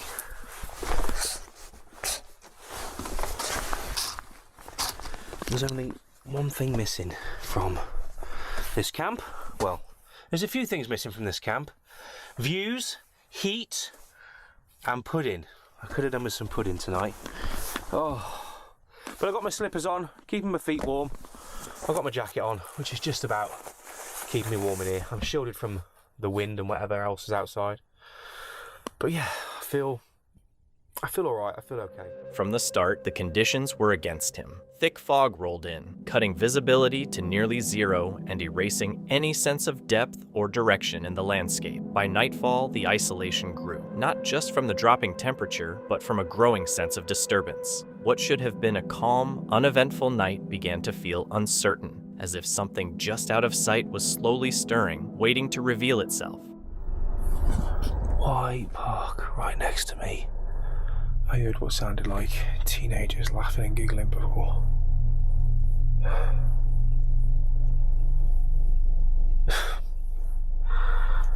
I was just about to get into bed. Flipping rave at Barry Ditches. Oh my God. I'm going to give it 10 minutes and hopefully they're just smoking whatever and then just going to pee off. Thank God for that. They've gone. Oh. That was just going to turn an already bad night into an even worse night. The only thing that's been good tonight is the dinner. Bar the pudding. But yeah, we're all alone now. I am so ready to get into this bed. I'm freezing, I'm cold, I'm a little bit hungry. I could have done with a pudding. And I'm tired. Right, let's get this bed set up.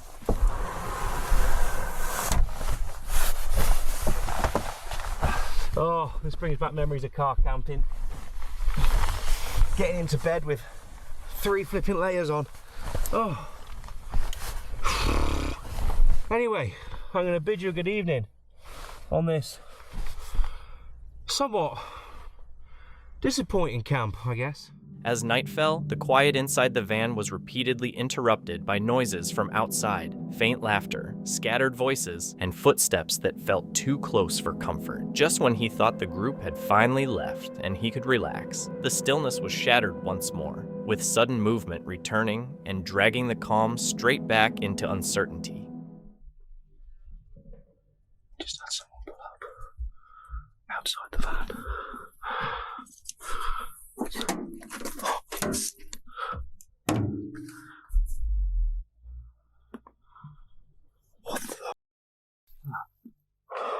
Where's the light?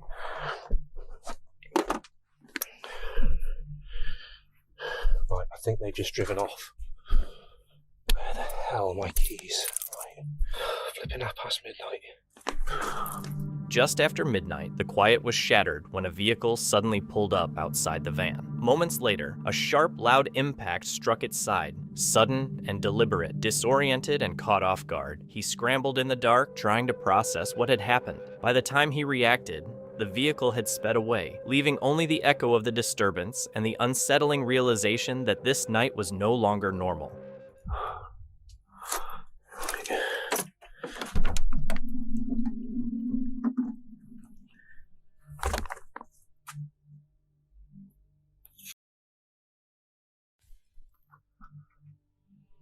Oh my god.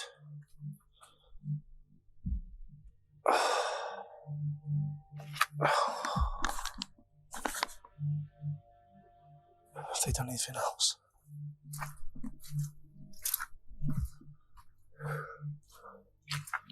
Just pelted eggs at the side of the van. This is one of those moments where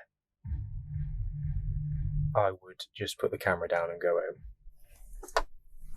I swear, when they first arrived, I'm pretty sure it's the same people that came back. Right. Well away from buried ditches now. I've made a decision. I'm going home. I've had, to say the least. So yeah, I'm going to be finding another park up tonight.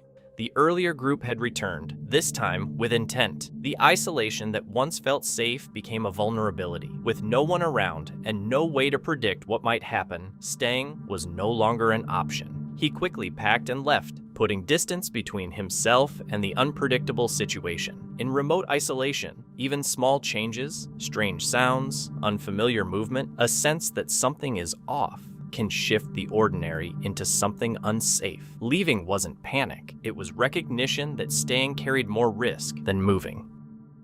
Paranormal investigator Susie explored an abandoned house known for unusual activity, asking questions aloud in hopes of eliciting a response. Anybody here with me? Any noises through there? Do you want to open that door for me? Come in. No. Am I actually watching this?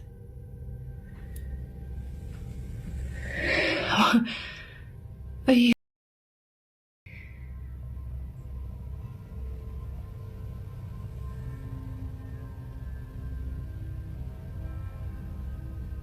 On cue? No. No. I'm at work. It's just that happened on cue. I don't know if I'm scared, shocked, amazed. I'm shocked. I'm amazed and I'm scared. I think I'm all three. That was pretty awesome to catch on camera, I'm not gonna. While standing by a closed door, she casually said, "You can come in." Moments later, the door slowly opened by itself. With no one nearby and no obvious cause, Susie was visibly startled, unsure if it was real or just a coincidence. Did something actually enter? What's your take? What should have been a routine crash scene response in Duane, New York, turned into a frightening moment for a state trooper. New York State Trooper Bailey Martin was standing on the shoulder near the intersection of State Route 30 and State Route 458, speaking with a fellow officer about an earlier incident while their patrol vehicles sat parked with emergency lights flashing.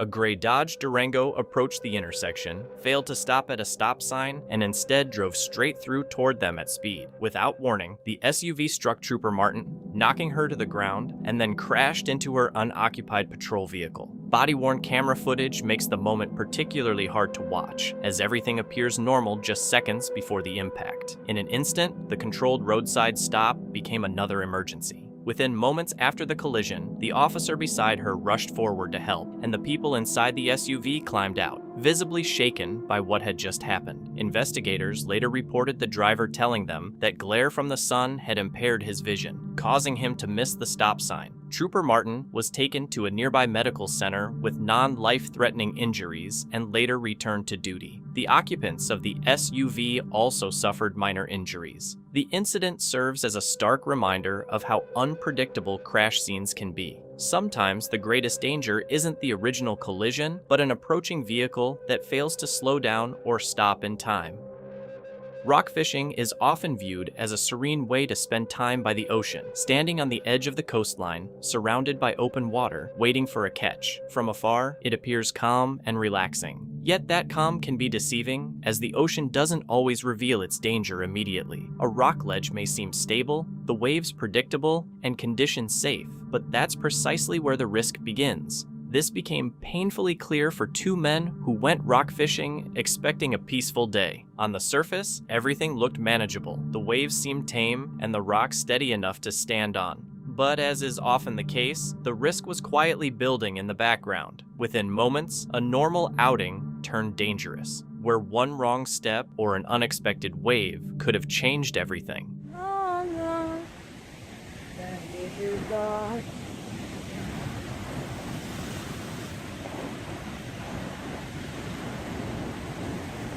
It's a big one.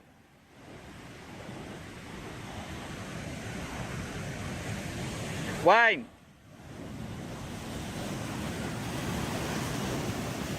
Shit. Got it. Victory. Oh, I believe in it. Look out.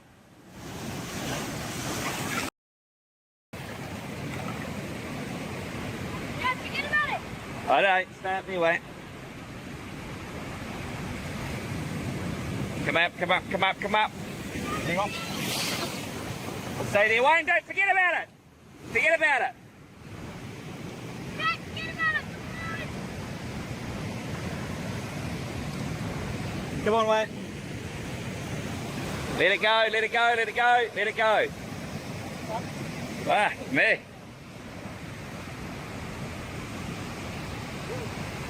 Here comes another one.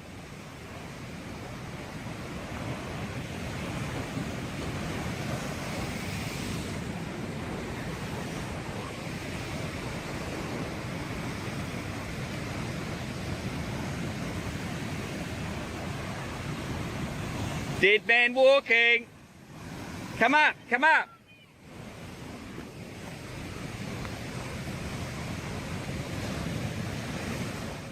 As seen, the situation was anything but calm. Despite the waves crashing over the rocks, the man moved too far out, placing himself in a spot where a single slip could have been deadly. Fortunately, only their belongings were lost to the water, but being pulled in would have left almost no chance of survival. Rock fishing is widely regarded as one of the most dangerous coastal activities. In Australia alone, 192 rock fishing related deaths were reported between 2004 and 2019, averaging about 13 per year. In areas like New South Wales, it's a leading cause of coastal drownings, often happening in conditions that seem safe at first. The danger isn't always obvious. It's not just about huge waves or storms. Often, a sudden rogue wave coming from an unexpected direction can hit without warning. One moment, the rocks are dry.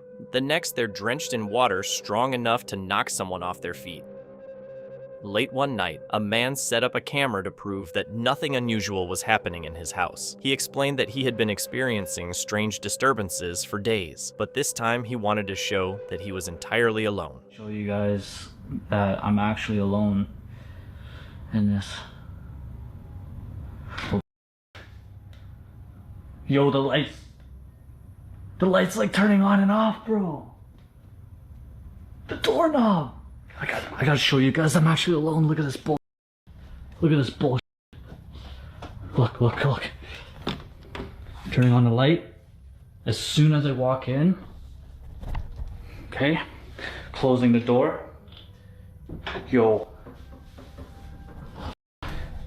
As he spoke to the camera, something unsettling began happening behind him. The lights started flickering on and off without warning. Confused and slightly nervous, he got up to check the room, even showing the camera around to prove no one else was there. Everything appeared normal. No one hiding, no visible cause, yet the tension didn't fade, and later that night, the situation escalated. What the hell?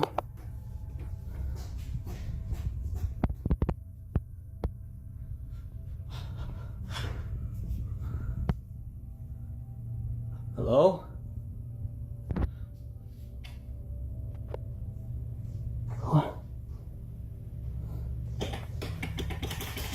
Come on. It's not turning on. What the hell, dude? I'm getting enough of it. Seriously. When he went to check, the lights suddenly went out completely. In the darkness, a nearby door began to shift, and the doorknob started turning by itself. Panic quickly took over. Was it merely a technical glitch, or was something unseen signaling its presence? A CCTV caught a girl walking down the road when a dark humanoid shadow suddenly appeared behind her. It moved quickly, almost gliding, perfectly matching her pace, and she didn't even notice. Was it just a camera glitch, or was something actually following her? Late one night, a man named Blake was home alone when he suddenly heard soft crying coming from the basement. At first, he dismissed it as his imagination, but the sound gradually grew louder, making him nervous enough to grab his phone and start recording. Hello?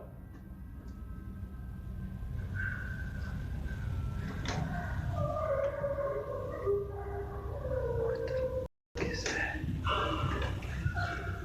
Hello?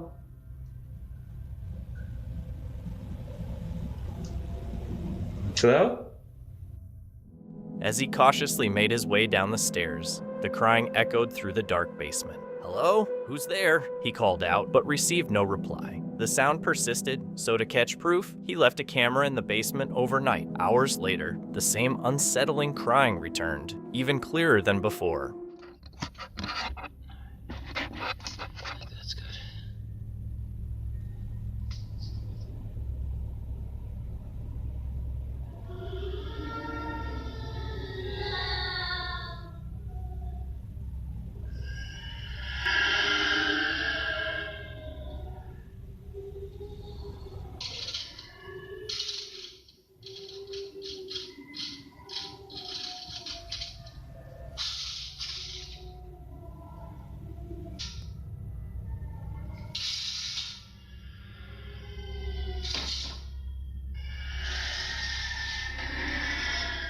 The following day, when he returned to the basement, the crying began once more. Hello?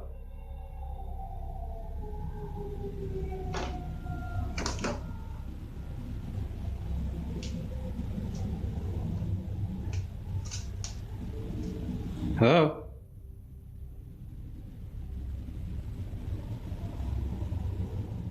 So, the question is, was he truly alone? Dennis was sitting in his room, chatting with his mother, when a strange sound came from the bathroom door. Curious and suspicious, he turned on his camera to see what was happening, and what it captured was shocking. Meu plantão. Você vai tirar foto minha aqui, viu? Não tem. Tá vendo? Não tem ninguém aqui dentro. Rapaz, minha não benzer aqui. Tem ninguém aqui dentro, ninguém. Vamos fechar aqui, deixar escoradinho aqui, ó. Ó. É calma, você fecha já. Ó. Ó, sozinho. Ó, não tem ninguém aqui, ó. Mas... é incrível. Olha, ó. Maçaneta mexendo. Fecha aí, olha. Fecha a porta, vai. Fecha.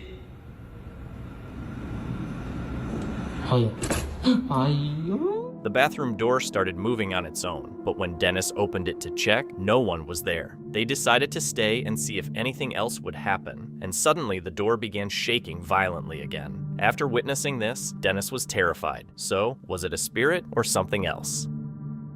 Vince, The creator of Vince Fishing is known for hunting powerful inshore predators in tight, unpredictable environments. His videos capture not just the excitement of the catch, but also the unexpected human encounters that come with it. On April 12, 2026, a routine trip to catch snook at a quiet marina on an unfamiliar island quickly escalated into a tense and unexpected situation. There's a snook down there. Oh, I just saw him go under the dock. Dude, there was a nice snook. That's crazy. That's the fish that we're gonna try to catch out of this marina. Dude, there's a bunch of sheep's head down here too, guys. And just so much mullet. I've seen dead redfish, some snook, some crazy blow-ups, and there's all mullet.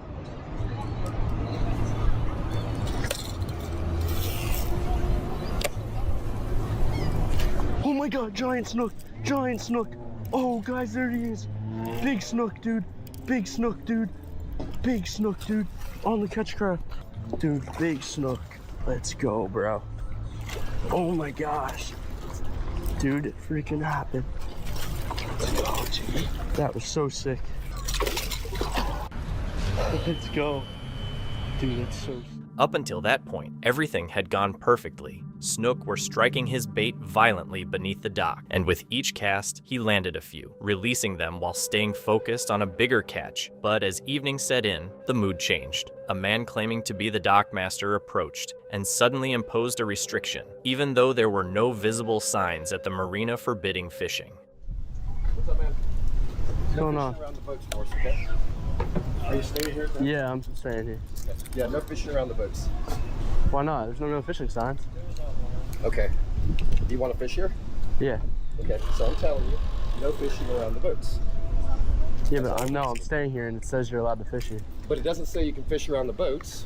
It's kind of a gray area, but I can move if you want. Area. If you want to continue fishing here, you will not fish around the boats. We get a lot of line caught on the props. You know what? I'm not a little kid that, you know. Well, you're acting like one. No, and you're I'm being not, man. disrespectful. I'm not being disrespectful. And I'm telling you for the last time, no fishing around the boat. I'm being respectful with you. Right. Actually, I haven't taken another cast since you asked me. No fishing around the boats. That's it. Sir, we're good to go. that's not how that works. It is how it works. All right. So where would you like me to go? I'll go to the opening. I'll go to the opening over here. What room are you in, perchance? Please don't ask me anything else. What room are you in? Sir, are you the owner of this whole thing? I'm the No. dockmaster. What room What are does you that in? mean? What room are you in? I'm staying in the hotel right there. Do you want to see my key card? I'm just trying to verify your room. I don't want to tell you my room. Okay. Well, we'll go find out then. Sir, I'm not coming with you. I was told I was allowed to fish here. I haven't taken a cast since you told me to move.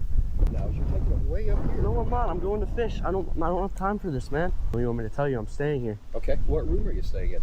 Pardon me, folks. Oh my God, man.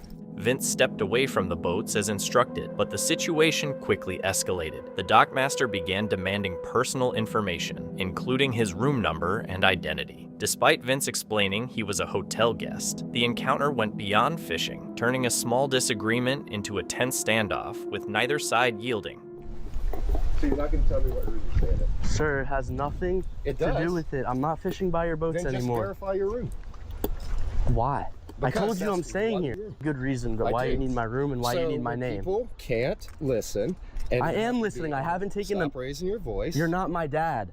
You're not my father. Okay? But you work at a marina, and and I haven't taken another cast where you told me. Sir, I'm not talking to you no more, man. What room are you in? Have a nice day, man. Sir, I'm not having a conversation with you anymore, all right? So you refuse to tell me, so I'm going to ask you to leave. Call the police. I'm not going to call the police. Well, I'm not going to leave. I'm staying here. Then I'll call the police since you can't verify your room. I'll be right back. That makes absolutely no sense. Please do it. Please do it. Do it. Call the police. That's what I asked you. You know I'm staying here. You know my family's here. I'm not talking to you anymore, man. I'll talk to him. I'm done with you, okay? You can verify. Okay, can we step away from him? I'm done with him. Yo, walk away, dude. I'm not talking to you anymore, all right? Thank you, brother. I don't want him to have my room number. I don't want him to have my name. I'm not talking around him. You met my parents. Remember the room that had to be cleaned for 3 hours when we got here? That room. You know I'm staying here. What's the room? I can't recall, to be honest with you. I'm not telling him anything. I don't want him to have my room number. I don't want him to have my name. So can we step away and then I can tell you? I'll be more than happy to step in. Police or get someone from the hotel. I'm staying here. I didn't want to give him any information. He said, hey, just don't fish around the boats. And I said, oh, okay. There's no fishing signs. I didn't take one more cast around the boats after he told me not to. But the dude's just being off, and I told him to leave me alone. So he went and got you. But I'm staying here. I don't got anything else to say to him, right? No, I get it. If you don't mind, just not around the boats. That's all. I didn't take one more cast around the boats once he asked me. Ask him. If he lies about that, I got to cancel. Trying to keep the situation calm, Vince insisted he hadn't done anything wrong and had already moved away from the boats. The commotion drew attention, and a hotel manager stepped in. Vince calmly explained that he had complied, but the issue had shifted from fishing to the dockmaster demanding personal information without cause. Even after it seemed resolved, the man didn't leave and followed Vince back toward his room. What, you go up to my room? What are you gonna do? You're acting like you're my father. No, don't point fingers at me. I'm not a kid. What's the problem? I don't understand what the problem is. I already got a picture of your license plate and everything. You're taking pictures of my vehicle? What's wrong with that? Okay, you're taking pictures of my vehicle. I took a picture of your license plate. Okay. Why can't I do that? I mean, what else do you want to do?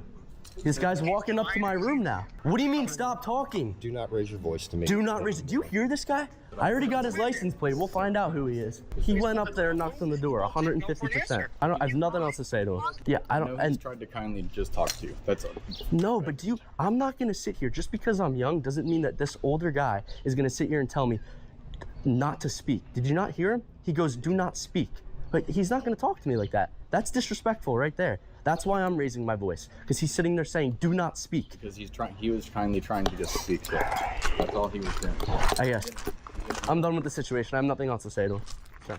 The dockmaster kept trying to assert control while Vince resisted what he saw as unnecessary disrespect. Voices rose, accusations flew, and what should have been a routine fishing interaction turned into a heated confrontation over authority and boundaries. The unsettling part wasn't just how fast it escalated, but how far it was allowed to go. Questions linger. Why was verifying a room number so important after Vince had already complied? Why continue pressing for identity? And why follow someone who had already met the initial demand? A routine interaction should have ended once the request was respected, but instead, it became a situation where authority overstepped its purpose, blurring the line between enforcement and control. In the end, Vince walked away without further escalation. Thank you so much for watching. Don't forget to subscribe and hit the notification bell so you can stay updated with our latest videos.